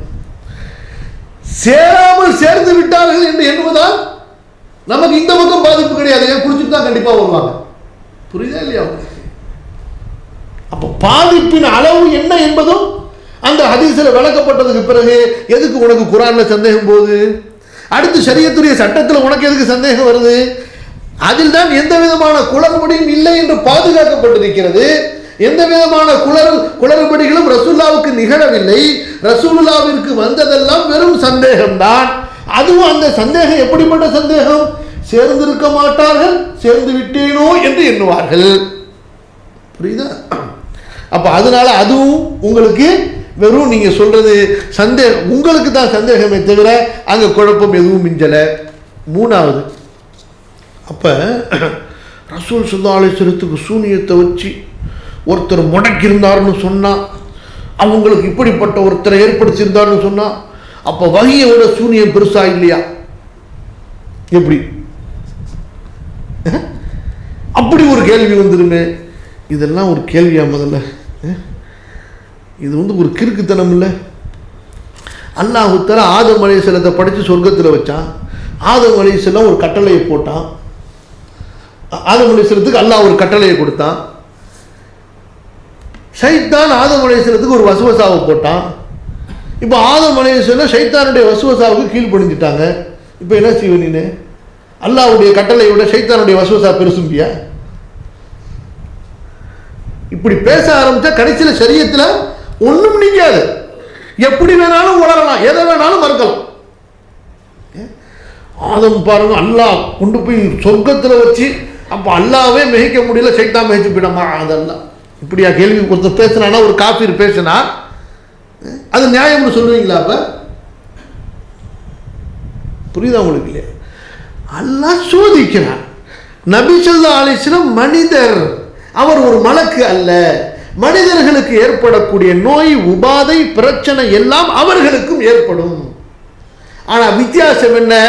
அவர் அல்லாஹ்வின் புறத்திலிருந்து பாதுகாக்கப்பட்டவர் என்பதற்கு அடையாளம் தான் அந்த சூனியத்திலிருந்து அவர் விடுவிக்கப்பட்டது. இப்ப அந்த யஹூதி பெண்ணிடத்துல கேட்கப்படுது, ஏம்மா நீ இந்த மாதிரி சூனியம் செஞ்சேன்னு சொல்லி. அதுவும் அந்த அறிவிப்புல இருக்குது. அந்த பெண் சொல்கிறாள், அவர் உண்மையாளராக இருந்தால் அவரது இறைவன் அவரை பாதுகாத்துக் கொள்வார். அவர் பொய்யராக இருந்தால் இந்த சூனியமே அவரை கொள்வதற்கு போதுமானது. அப்ப இங்க என்ன விளங்குதுங்க? நபி ஸல்லல்லாஹு அலைஹி வஸல்லம் சூனியம் செய்யப்பட்டதிலே நபி உண்மையாளர், அல்லாஹ்வின் புறத்திலிருந்து பாதுகாக்கப்பட்டவர் என்ற ப்ரூஃப் நமக்கு கிடைக்குது. அல்லாஹ் கைவிடவில்லை, பாதுகாத்து விட்டான். அந்த சூனியத்தின் தாக்கம் இறுதி வரை அவருடைய அறிவை மயக்கி மயக்கி குழப்பமடைய செய்து அவர் புத்தி வேதளித்து பைத்திய நிலைக்கு ஆளாகுவதிலிருந்து அல்லாஹ் அவர்களை பாதுகாத்தான். அதுவும் ஒரு 6 மாத காலம். அதுவும் எந்த விஷயத்தில் மட்டும்தான் அது அதிகப்படியான தாக்கத்தை ஏற்படுத்த முடிந்தது, அதற்கு மேல் எந்த தாக்கத்தையும் ஏற்படுத்த முடியல. புரியுதா உங்களுக்கு? அப்ப அதனால சூனிய ரசூலுல்லாஹ்க்கு தாக்கத்தை ஏற்படுத்திட்டதுனால ரசூலுல்லாஹ்வுடைய அந்தஸ்து கம்மியாகவும் வஹீயுடைய அந்தஸ்து கம்மியும் சூனியத்துடைய அந்தஸ்து கூடி போச்சுங்கிறது கிடையாது. இப்ப நிறைய பேர் ஷைத்தானை தான் பின்பற்றுறாங்க, அல்லாஹ்வை பின்பற்றக்கூடியவர்கள் கம்மியான பேர் தான். அப்ப என்ன சொல்லுவீங்க நீங்க? துனியால என்ன ஷைத்தானுடைய பவர் கூடி போச்சு, அல்லாஹ் பலவீனமாயிட்டானா சொல்லுவீங்க? சரி, அல்லாஹ்வை ரசூலுல்லாஹ்வை பாதுகாக்கிறது அல்லாஹ்வுடைய பொறுப்பு. ரசூலுல்லாஹ் உயர்ந்தவர்கள். உஹது போரில் அடி வாங்கினாங்களா இல்லையா? பல் உடைக்கப்பட்டதா இல்லையா? அவர்கள் கொலை செய்யப்பட்டார்கள் என்கிற அளவுக்கு அவர்கள் பூமியிலே மயக்கமுற்று விழுந்தார்களா இல்லையா? அப்ப இப்படி ஒரு சில சோதனைகள் அல்லாஹ் ஏற்படுத்தினால் அவர்களை பாதுகாப்பது எனது பொறுப்பு. இறுதியில் அவர்கள் பாதுகாக்கப்படுவார்கள், அவர்களை மனிதர்கள் யாரும் கொல்ல முடியாது என்ற உறுதியை அல்லாஹ் அங்கே ஏற்படுத்தி காட்டுறான். இதுதான் இல்லை. அப்ப அதனால இந்த மாதிரி ஒரு வாசகத்தை சொல்லி அல்லது ஒரு விஷயத்தை சொல்லி குர்ஆன ஹதீஸ மறுக்க வேண்டிய மாற்ற வேண்டிய எந்த நிர்பந்தமும் கிடையாது. அடுத்து ஒரு சந்தேகம் வைக்கிறாங்க, 4வதா. அப்படியா? அப்படி சூனியம் செய்யப்பட்டிருக்குமேனால் அது ஒரு பிரபல்யமான சம்பவமாக இருந்திருக்குமே, காஃபிர்கள் எல்லாம் அதை பற்றி பேசியிருப்பார்களே, அப்படியெல்லாம் அவங்க எங்கேயும் பேசினதா தெரியவே இல்லையே, அதனால இப்படி ஒரு சம்பவம் நடந்திருக்க முடியாது. அப்ப இனி குர்ஆன்ல உள்ள சம்பவமோ ஹதீஸ்ல உள்ள சம்பவமோ காஃபிர்கள் புக்ல எழுதினா தான் நீ நம்பணும். எப்படி? அதான அளவுகோல். இப்ப கடைசியில் உனக்கு இப்படி ஒரு சம்பவம்னு சொன்னா அதை பத்தி யார் பேசியிருப்பாங்களா? அந்த காலத்து காஃபிர்கள்லாம் பெருமையா பேசியிருக்கணுமா? அப்படிலாம் எங்கேயும் பேசினதா கிடையாதான். ஏன்னா இவர் தானே போய் பார்த்துட்டு வந்தார். அந்த காலத்துல காஃபிர்கள் என்ன புக்கா எழுதிட்டு இருந்தான்? அபூ ஜஹல் புக்கா எழுதுனா? அவனுக்கு ஃபாலோவர்ஸ் இருந்தாங்களா புக் எழுதுறதுக்கு? மக்காவிலே மதீனாவிலே வாழ்ந்த முஷ்ரிக்குகளுக்கு முனாஃபிக்குகளுக்கு ஃபாலோவர்ஸ் இருந்தாங்களா? புத்தகங்கள் எழுதுவதற்கு, வரலாறு எழுதுவதற்கு ஃபாலோவர்ஸ் யாருக்கு இருந்தார்கள்? ரசூலுல்லாஹ்விற்கு இருந்தார்கள், ஸல்லல்லாஹு அலைஹி வஸல்லம் சஹாபாக்களுக்கு இருந்தார்கள். எனவே வரலாறை பதிவு செய்தார்கள். புரியுதா இல்லையா? அப்ப நீங்க சொல்றபடி பார்த்தீங்கன்னா குர்ஆன்ல உள்ள சம்பவமா இருக்கட்டும், ஹதீஸ்ல உள்ள சம்பவமா இருக்கட்டும், அதெல்லாம் நீங்க ஏத்துக்கிறதா இருந்தா அந்த காலத்தில் வாழ்ந்த காஃபிர்கள் அவங்களுடைய புத்தகத்தில் எழுதியிருந்தாதான் இது உண்மை, நீங்க ஏத்துக்கணும். அப்படி ஒரு அளவுகோல் உங்கள்கிட்ட இருக்குதா ஈமானுக்கு? அதான் அளவுகோல் சொல்லுங்க. அப்ப எங்களுக்கு தெளிவா தெரிஞ்சு போயிடும். புரியுதுங்களா இல்லையா? அப்போ பாமரர்களை இப்படியெல்லாம் என்னமோ தான் பெரிய லாஜிக்கை கண்டுபிடிச்சி ரொம்ப தெளிவாக மார்க்கத்தை பியூரிஃபை பண்ணி விளக்குற மாதிரி ஒரு மாயை ஏற்படுத்தி தானும் இறை நிராகரிப்பிலே விழுந்து தன்னை நம்பக்கூடிய நூற்றுக்கணக்கான ஆயிரக்கணக்கான மக்களையும் நாளுக்கு நாள் புதிய குஃபுரிலே தள்ளி கொண்டிருக்கிறார்கள். அல்லாஹ் பாதுகாப்பாங்க. அப்போ அந்த சூனியம் செய்யப்பட்ட ஹதீஸ் என்பது குர்ஆனில் சொல்லப்பட்ட மாதிரி, இது ஹதீஸில் சொல்லப்பட்ட மாதிரி அந்த சம்பவம் உண்மையான சம்பவம். அதை ஏற்றுக்கொள்வதால் நபித்துவத்தில் எந்த களங்கமும் இல்லை. அதை ஏற்றுக்கொள்வதால் குர்ஆன் பாதுகாக்கப்பட்டது என்பதிலும் எந்த களங்கமும் இல்லை. அது குர்ஆனுக்கு முரண்படக்கூடிய, குர்ஆனுக்கு மோதக்கூடிய ஒரு சம்பவமும் கிடையாது. வேற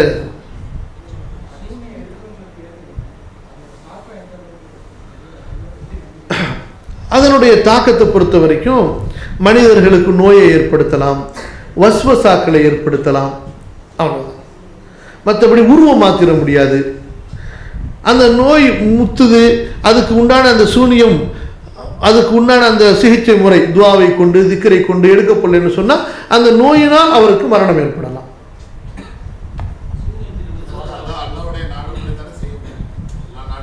அதே அல்லாஹ் சொல்றான் 102வது வசனத்தில். அதே அல்லாஹ் சொல்றான், அவர்கள் எவ்வளவுதான் செய்தாலும் அல்லாஹ்வின் நாட்டம் இல்லாமல் அதை கொண்டு தீங்கிழைக்க முடியாது.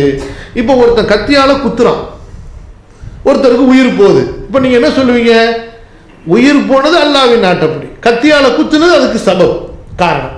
விஷத்தை ஒருவன் சாப்பிடுகிறான், அல்லாஹ்வுடைய நாட்டம் இல்லாமல் மௌத்து நிகழுமா? நிகழாது. அந்த மௌத்து நிகழ்வதற்கு சபப் என்ன? விஷம் சாப்பிட்டது. அதே போலதான் இந்த சூனிய விஷயத்திலே.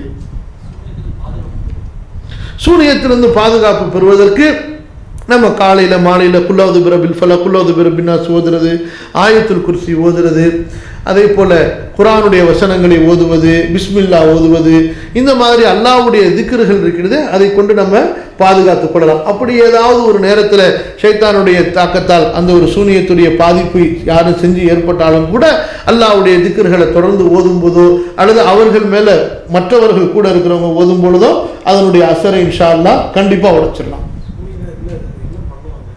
அதுக்கு ஒரு தனி பயன் தான் வைக்கணும். ஷைத்தானின் துணையை கொண்டு ஷைத்தானுக்கு வழிபாடு செய்து, எப்படி ஷைத்தானுக்கு வழிபாடு செய்து அவனை திருப்திப்படுத்தி சூனியம் செஞ்சு அந்த மாதிரியான சேட்டைகளை செஞ்சு அசிங்கங்களை செய்யும் பொழுது ஷைத்தான் தன்னை வணங்கக்கூடிய, தன்னைக்கு திருப்தி அளித்த அவர்களுக்கு சில வேலைகளை செஞ்சு கொடுப்பான். புரியுதா? இது ஆரம்ப காலத்திலேருந்து இருக்குது. குர்ஆன்லையும் சூரத்து ஷுரால பார்த்தீங்கன்னா கடைசி வசனத்தில் அல்லாஹ் இதையும் சொல்கிறான், ஷைத்தான் யார் மீது இறங்குவான் என்றால் பொய் கூறி பாவத்தில் மூழ்கக்கூடிய ஒவ்வொரு கெட்டவனின் மீதும் ஷைத்தான் இறங்கி சேட்டை செய்வான்னு சொல்லிட்டு. இதுதான். அதனால தான் இந்த சூனியம் செய்கிறவங்களை பார்த்தீங்கன்னு சொன்னால் ரொம்ப கேவலமாக இருப்பாங்க, அசூசியாக இருப்பாங்க, அவனை பார்த்தாலே ஒரு பேய் மாதிரி இருக்கும், மோசமாக இருப்பாங்க. அதே போல் அந்த அதுக்குன்னு சில கலைகள் இருக்குது, புத்தகங்கள் இருக்குது. நஜிசியை சாப்பிடுவானுவ, பெண்களுடைய ஹையில் எடுத்துகிட்டு வருவானுவ, அதை கொண்டு குர்ஆனை கேவலப்படுத்துவார்கள். அந்த ஷைத்தானை திருப்திப்படுத்துகிற மாதிரி என்னென்னமோ செய்வான், தன்னைத்தானே அடித்து கொள்வான், இரத்த கரைகளை செய்வான், ஆடு மாடுன்னு சொல்லி பழி கொடுப்பானுவ. இப்படிலாம் அதை செய்யும் பொழுது ஷைத்தான் அவர்களுடைய உள்ளத்தில் பேசி சில விஷயங்களை இவர்கள் அவனை திருப்திப்படுத்தினதுனால அவன் இவர்களுக்கு சில விஷயங்களை செஞ்சு கொடுப்பான்.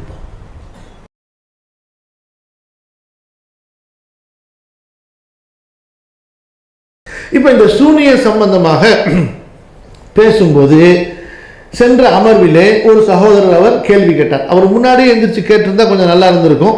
அவங்க போனதுக்கு பிறகு தான் கேட்டாங்க. நான் சொல்லணும் ஞாபகத்தில் இருந்த கடைசியில் மற்ற ஏதோ பேச்சில் இடையில வேற மறந்து போயிடுச்சு. ஹை, அவங்க கடைசியில் கேட்டது கூட நல்லது தான். என்ன கேள்வி என்றால், அப்போ ஆரம்ப காலத்தில், திரும்ப கவனமாக கேளுங்க, சூனியம் சம்பந்தமாக நான் பேசும்போது அந்த சூரா அல் ஃபுர்கானுடைய வசனம் சூனி, அதாவது வகால ظالمون ان تتبعون الا رجلا مسحورا, மஸ்ஹூரான ஒரு மனிதரைத்தான் நீங்கள் பின்பற்றுகிறீர்கள் என்று அந்த அநியாயக்காரர்கள் சொல்கிறார்கள். அப்ப அவர்கள் என்ன சொன்னார்கள்? இங்க பாருங்க, மஸ்ஹூர்னா சூனியம் செய்யப்பட்டவன்.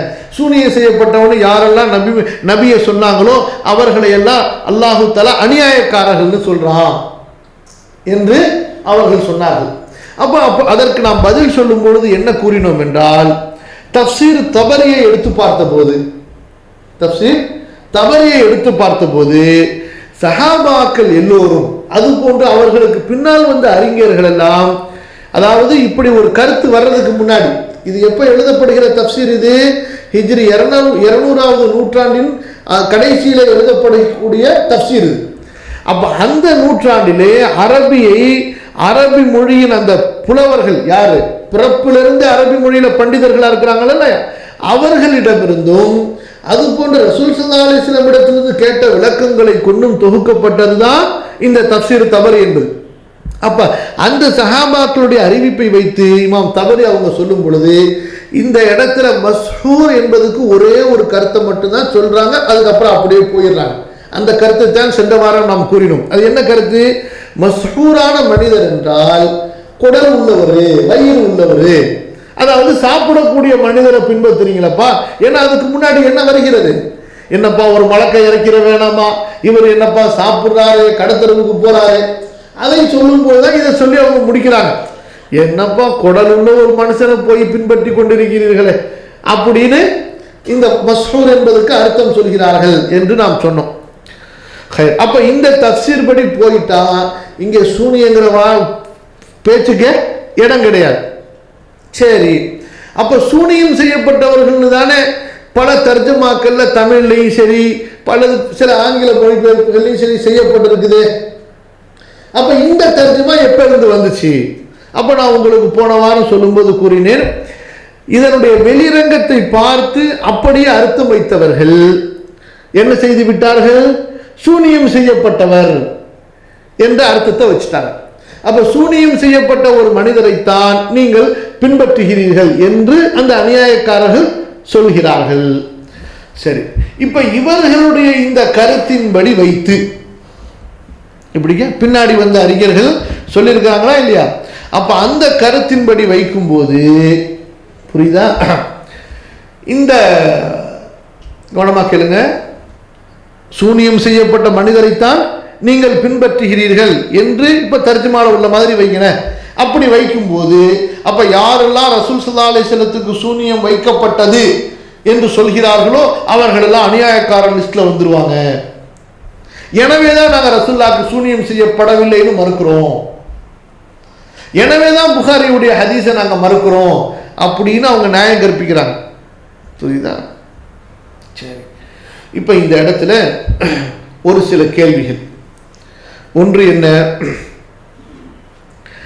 இந்த வசனத்தை சூனியம் செய்யப்பட்டவர் மஸ்ஹூர் என்பதற்கு சூனியம் செய்யப்பட்டவர் என்று பொருளை உதாரணத்துக்கு இப்னு கசீர் கூட சொல்லியிருக்கிறாங்க, அல்லது குர்துபி கூட சொல்லியிருக்கிறாங்க, இன்னும் இது போன்ற அறிஞர்கள் சொல்லியிருக்கிறாங்க முந்தைய காலத்தில். இப்போ இப்படி ஒரு அர்த்தம் சொல்லி அப்படி சொன்னவர்கள், அப்படி சொன்ன அறிஞர்கள் யாராவது ஒரு அறிஞரோ அல்லது சில அறிஞரோ இந்த ஆயத்தின்படி சஹீஹுல் புகாரியுடைய ஹதீஸை ஏற்பது தவறாகும், ரசூலுல்லாஹ்விற்கு சூனியம் செய்யப்பட்டது என்று கூறுகின்ற ஹதீஸை ஏற்பது தவறாகும்னு புரிந்தார்களா? புரியுதா நான் கேட்கிற கேள்வி? அப்ப இந்த ஆயத்துக்கு மஸ்ஹூர்னு அர்த்தம் வச்சா இந்த அடிப்படையில தான் நாங்க சஹீஹ் புகாரியுடைய ஹதீஸ்ல ரசூலுல்லாஹ்க்கு சூனியம் செய்யப்பட்டதை மறுக்கிறோம்னு சொன்னா, அப்ப இந்த ஆயத்துக்கு இப்படி அர்த்தம் சொன்ன இதுக்கு முந்தைய உலமாக்களும் இருக்கிறாங்களா இல்லையா? ஏன்னா இது அவ்வளவு பயங்கரமான தவறு. இது அவங்களுடைய கருத்துப்படி எப்படி அவ்வளவுதான். வாலிம்னா என்ன முடிஞ்சிச்சு, அவங்களுடைய ஹதீஸை இஸ்லாத்தை விட்டு வெளியே போயிட்டாங்க. அல்லாஹ் வாலிம்னு சொன்னா என்ன அர்த்தம்? அல்லாஹ் ஒருத்தனை மகா அநியாயக்காரன்னு சொன்னா வேற என்ன அர்த்தம்? இஸ்லாமை விட்டு வெளியே போயிட்டாங்க.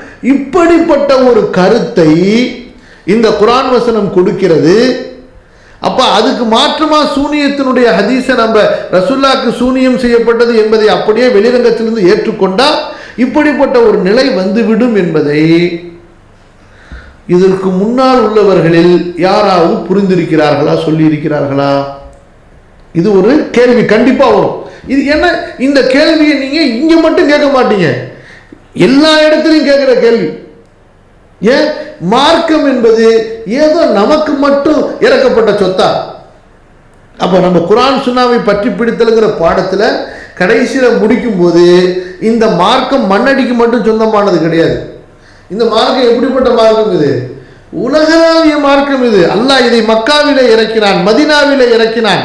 அங்க சஹாபாக்கள் இருந்திருக்கிறார்கள், தாபீன்கள் இருந்திருக்கிறார்கள். அவர்கள் எப்படி செய்தார்கள், புரிந்தார்கள் என்பதையும் பார்க்க வேண்டும். அதுதான் குர்ஆன் ஹதீஸ் என்பதை நம்ம தெளிவா சொன்னோம். அப்ப இந்த ஆயத்தின்படி அல்லது இந்த ஆயத்துக்கு புகாரியுடைய ஹதீஸ் முரணாகுது அப்படின்னு யாராவது சொல்லியிருக்கிறாங்களா? யாராவது சொல்லியிருக்கிறா? யாரும் சொல்லல. சரியா? அப்போ உங்களுக்கு மட்டும் எப்படி முரண்பாடு தெரியுது என்றால் நீங்கள் இந்த ஆயத்தை புரியவில்லை. இந்த ஆயத்தை புரியல. எப்படி புரியல? சரி, இப்போ நம்ம திரும்ப ரசூல் ஸல்லல்லாஹு அலைஹி வஸல்லம் உடைய மக்காவுடைய வாழ்க்கைக்கு போறோம். புரியுதா இல்லையா? புரியல உங்களுக்கு? மக்காவுடைய வாழ்க்கைக்கு போகும்போது ஒரு சில நேரத்தில் அந்த தனி மனிதராகவும் குழுக்களாகவும் வந்து ரசூல் ஸல்லல்லாஹு அலைஹி வஸல்லம் இடத்துல சில பேரம் பேசினார்கள். நீங்கள் ரஹீக்கில் படிச்சீங்கன்னா உங்களுக்கு தெரிஞ்சிருக்கும். அப்போ ஒரு தடவை ஒருத்தர் வந்து சொல்றாரு, முஹம்மதே உங்களுக்கு ஏதாவது அழகான பொண்ணு வேணுமா? நாங்கள் இந்த குறைஷி வம்சத்திலேயே அரபுலேயே ஒரு அழகான பொண்ணை பார்த்து கட்டி வச்சிடுறோம் அப்படிங்கிறார். ரசூல் ஸல்லல்லாஹு அலைஹி வஸல்லம் பேசாமல் இருக்கிறாங்க. என்ன பேச்சு இது?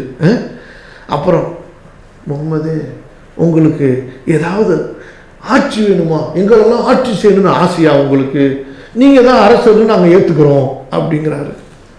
அதுக்கு ரசூல் ஸல்லல்லாஹு அலைஹி வஸல்லம் ஒன்றுமே பதில் சொல்ல. முஹம்மதே உங்களுக்கு நிறைய காசு வேணும்னு ஆசையா?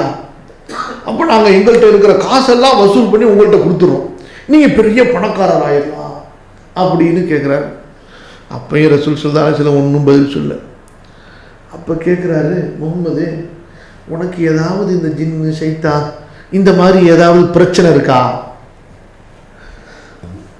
நாங்கள் இந்த அரபு உலகத்திலேயே நல்ல ஓதி பார்க்குற ஒரு ஆளை கொண்டு வந்து உங்களுக்கு ஓதி பார்க்குறோம். என்ன கொழுப்பு இருக்கும், சுப்ஹானல்லாஹ் அப்படின்னு சொல்கிறாப்புல. அப்பயே ரசூல் ஸல்லல்லாஹு அலைஹி வஸல்லம் ஒன்றுமே பதில் சொல்ல. கடைசியில் அந்த ஆள் பேசாமல் இருக்கிறார். கேட்குறாங்க ரசூல் ஸல்லல்லாஹு அலைஹி வஸல்லம், என்ன முடிச்சாச்சா அவன் பேச்சு அப்படின்னு சொல்லிட்டு சூரா ஃபுஸ்ஸிலத் அந்த வசனத்தை ஓதி காட்டுறாங்க. அந்த உத்பா அப்படியே எந்திரிச்ச ரசூல் ஸல்லல்லாஹு அலைஹி வஸல்லம் வாய் மேலே கை வச்சிடறாரு. போதும் போதும் முஹம்மதே, இதுக்கு மேலே போதும் போதும், இதுக்கு மேலே ஓதாதீங்க.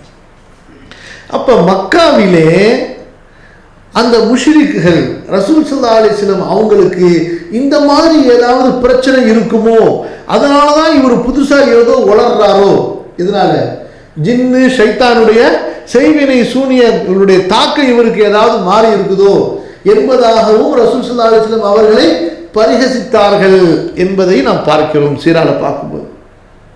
புரியுதா இல்லையா? அப்ப அதை தான் அல்லாஹ் தஆலா கண்டிச்சு சொல்றான். எதை கண்டிச்சு? இவர் சொல்லக்கூடிய இந்த வஹீயுடைய செய்தி என்பது இது இறைவனால் இறக்கப்பட்ட வஹீயுடைய செய்தி அல்ல. இவருக்கு சூனியம்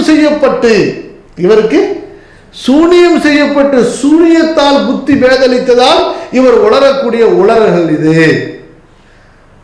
புரியுது? அப்போ அதில் அப்படி சொல்லும் பொழுதுதான் சில நேரத்தில் சூனியம் செய்யப்பட்டவர்னு சொன்னாங்க, சில நேரத்தில் மஜ்னூன்னு சொன்னாங்க, சில நேரத்தில் கவிஞர்னு சொன்னாங்க. புரியுதா? அப்ப அததான் அல்லாஹ் ரப்புல் ஆலமீன் கண்டிக்கிறான். அப்படி சொன்னவர்கள் அநியாயக்காரர்கள் சொல்லி எப்படி சொன்னவர்கள்? ரசூல் ஸல்லல்லாஹு அலைஹி வஸல்லம் வஹீயை கொண்டு குர்ஆன் ஓதவில்லை, வஹீயை கொண்டு இந்த மார்க்கத்தை அவர்கள் சொல்லவில்லை. அவர்கள் சூனியத்தினால் ஏற்பட்ட பாதிப்பினால் இப்படி பேசுகிறார்கள் என்று சொன்னவர்களை அநியாயக்காரர்கள் என்று அல்லாஹ் சொல்கிறானே தவிர, மதீனா ரசூல் ஸல்லல்லாஹு அலைஹி வஸல்லம் அவர்களுக்கு நடந்த சம்பவத்தில் அவர்களுக்கு அந்த சூனியம் செய்யப்பட்டது என்று சொல்லக்கூடிய ஹதீஸ் அறிவிப்பாளர்களையோ அல்லது அந்த ஹதீஸை நம்பக்கூடியவர்களையோ இந்த குர்ஆன் ஆயத்து சொல்லவில்லை, சுட்டிக்காட்டவில்லை. இது ரெண்டும் வேற வேற நிகழ்ச்சியை குறித்து சொல்லப்படுகிறது. ஒரு கூட்டம் என்ன சொல்லுதுன்னா, இந்த ஹதீஸை நம்ம ஏற்றுக்கிட்டோம்னா இந்த ஆயத்துடைய எச்சரிக்கைக்கு ஆளாகிறோம். என்ன எச்சரிக்கை? இந்த ஆயத்தில் அல்லாஹ் சொல்றான், யார் நபியை பார்த்து சூனியம் செய்யப்பட்டவர்னு சொன்னாங்களோ அவங்கள அநியாயக்காரர்கள்.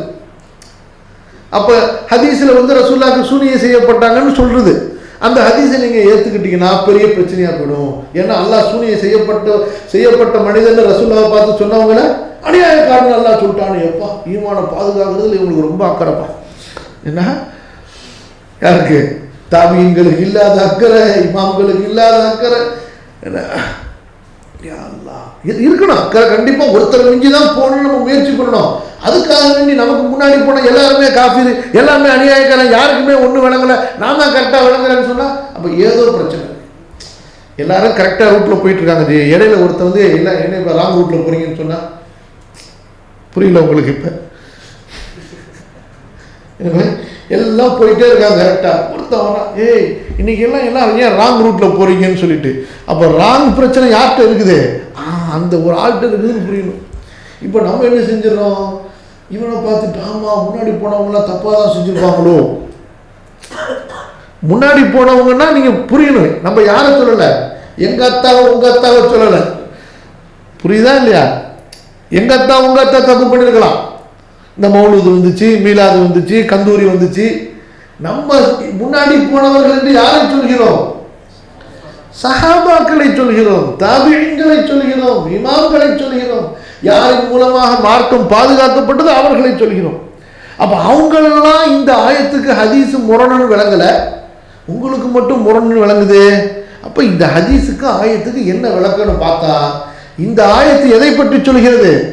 மக்காவிலே ரசூல் ஸல்லல்லாஹு அலைஹி வஸல்லம் அவர்களை முஷ்ரிக்குகள் பரிகாசம் செய்தார்கள். எப்படி பரிகாசம் செய்தார்கள்? பைத்தியக்காரன்னு சில நேரத்தில் சொன்னாங்க, சூனியம் செய்யப்பட்டதால் புத்தி வேதனைத்தவர்னு சொன்னாங்க. சில நேரத்தில் இவர் கவி பாட தெரிஞ்சுக்கிட்டாரு, கவியில தான் இப்படி அழகழகா இவர் பேசுறாருன்னு சொன்னாங்க. அவர்களைத்தான் இந்த குர்ஆன் சொல்லுகிறது. இந்த ஹதீஸ் யாரை பற்றி இந்த ஆயத்து எதை பற்றி சொல்லல? மதீனாவிலே நடந்த அந்த நிகழ்ச்சி இருக்கிறதா இல்லையா, அதை பற்றி இந்த ஆயத்து பேசவில்லையே. இந்த சூரத்துல் ஃபுர்கான் எங்க இறக்கப்பட்டுச்சு? இது மக்காவிலே இறக்கப்பட்ட வசனம் இது. புரியுதுங்களா? அதே போல அந்த முஷ்ரிக்குகள் ரசூல் ஸல்லல்லாஹு அலைஹி வஸல்லம் அவர்களை சூனியம் செய்யப்பட்டவர் என்று சொன்னார்களே, என்ன அர்த்தத்தில் சொன்னாங்க? சூனியத்தால் முற்றிலும் அறிவையை இழந்தவர் என்ற அர்த்தத்தில் சொன்னாங்க. சூனியத்தால் முற்றிலும் அறிவையை இழந்தவர் என்ற அர்த்தத்திலும், இவர்கள் கொண்டு வந்திருக்கக்கூடிய இந்த குர்ஆன் சூனியம் என்ற அர்த்தத்திலும். அதை வச்சுதான்ப்பா நம்மளை பிரிச்சுடுறாரு. இப்படி அதை வச்சுதான் எல்லாத்தையும் மயக்கிறாரு. வர்றவங்க எல்லாம் மயக்கி தனக்கு அப்படியே அடிமையாக்கிறாங்க அப்படிங்கிற அர்த்தத்தில் சொன்னாங்க. இங்கே நாம் மதீனாவின் நிகழ்ச்சியை எப்படி குறிப்பிடுகிறோம்? ரசூல் ஸல்லல்லாஹு அலைஹி வஸல்லம் அவர்களை அவர்களுடைய நபித்துவத்தை சோதிப்பதற்காக யூத பெண்மணி செய்தால், அவள் செய்ததோ கடுமையான சூனியம். ஆனால் அல்லாஹ் தஆலா நபியை பாதுகாத்தான். இருந்தாலும் அவர்கள் மனிதர் என்ற அடிப்படையிலே அவர்களுக்கு சூனியத்தின் ஒரு பாதிப்பு ஏற்பட்டது. அந்த பாதிப்பு எதில் ஏற்பட்டது? ஷரியத்தில் ஏற்படவில்லை, அல்லாஹ்வின் விஷயத்தில் ஏற்படவில்லை, குர்ஆனை ஓதி காட்டுவதிலே ஏற்படவில்லை, தொழுகை நடத்துவதிலே பாதிப்பு ஏற்படவில்லை, மார்க்கத்தின் எந்த ஒரு விஷயத்திலும் பாதிப்பு அடையவில்லை. எந்த விஷயத்தில் மட்டும் பாதிப்படைந்தார்கள்? தனது மனைவியிடத்தில் சேர்ந்திருக்க மாட்டார்கள், ஆனால் சேர்ந்தோமோ என்று நினைப்பார்கள். கடைசியில் அது போய் அங்கதான் மிஞ்சிச்சு தவிர அதை தாண்ட முடியவில்லை. அப்ப அல்லாஹ் ரப்புல் ஆலமீன் ஜிப்ரீலை இறக்கி, வானவரை இறக்கி அந்த இடத்தை அல்லாஹ் ரப்புல் ஆலமீன் காண்பித்து கொடுத்து, பிறகு ரசூல் ஸல்லல்லாஹு அலைஹி வஸல்லம் கட்டளையினால் அந்த சூனியம் எடுக்கப்பட்டு அழிக்கப்பட்டு அவர்கள் ஷிஃபாவை அடைந்தார்கள். புரியுதா?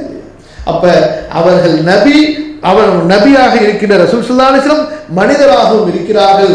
மனிதர்களுக்கு ஏற்படக்கூடிய தீங்கு அவர்களுக்கு ஏற்படும். என்பதும் இந்த ஹதீஸிலிருந்து நிரூபணமாகிறது. அத்தோடு அல்லாஹ்வின் புறத்திலிருந்து இவர்கள் பாதுகாக்கப்பட்டவர்கள். எனவேதான் அந்த சூனியம் இந்த பாதிப்பை விட அதிகமான பாதிப்பை ஏற்படுத்த முடியவில்லை. மூன்றாவதாக அந்த பாதிப்பு முறியடிக்கப்பட்டது. புரியுதா? அந்த பெண்ணு சொல்றா, இந்த இவர் நபியா இருந்தாருன்னா அல்லாஹ் பாதுகாப்பான், இல்லைன்னு சொன்னா இந்த சூனியத்திலேயே கடைசியில் செத்து போயிடுவார். அப்படிப்பட்ட சூனியத்தை அந்த பெண் செய்தார். புரியுதா? அப்ப இந்த ஆயத்துக்கும் ஹதீஸுக்கும் முரண் கிடையாது. இந்த ஆயத்துல அதாவது மஸ்ஹூர் என்பதற்கு குடலுள்ள மனிதரை பின்பற்றுகிறீர்கள் என்று வைத்து விட்டோம் என்றால் என்ன அர்த்தம்? சஹாபாக்கள் தாபீன்கள் சொன்ன மாதிரி இந்த சம்பவத்துக்கு இந்த ஆயத்துக்கும் சம்பந்தமே இல்லை, பிரச்சனை முடிஞ்சிச்சு. இல்ல பின்னாடி வந்தவர்கள் லுகா அஹராதியின் அடிப்படையில் இப்படியும் அர்த்தம் கண்டார்கள் என்றால் அதுவும் பிரச்சனை கிடையாது, ஹதீஸுக்கு முரணாக ஆகாது. காரணம் என்ன? அப்படி மஸ்ஹூர் சூனியம் செய்யப்பட்டவர் என்று அர்த்தம் வைத்தால் மக்காவிலே முஷ்ரிக்குகள் ரசூல் ஸல்லல்லாஹு அலைஹி வஸல்லம் அவர்களை பல மாதிரி பேசினாங்கல்ல, அந்த அடிப்படையிலே சொல்லப்பட்டது. நாம் சொல்லக்கூடிய சம்பவமோ மதீனாவிலே நடந்த சம்பவம், ரெண்டுத்துக்கு இடையில முரண்பாடு கிடையாது. அல்லாஹ் சுப்ஹானஹு வ தஆலா தீனை புரிந்து கொள்ளக்கூடிய நல்ல தௌஃபீகை கொடுப்பானாக. அஸ்ஸலாமு அலைக்கும் வரஹ்மத்துல்லாஹி வபரகாத்துஹு.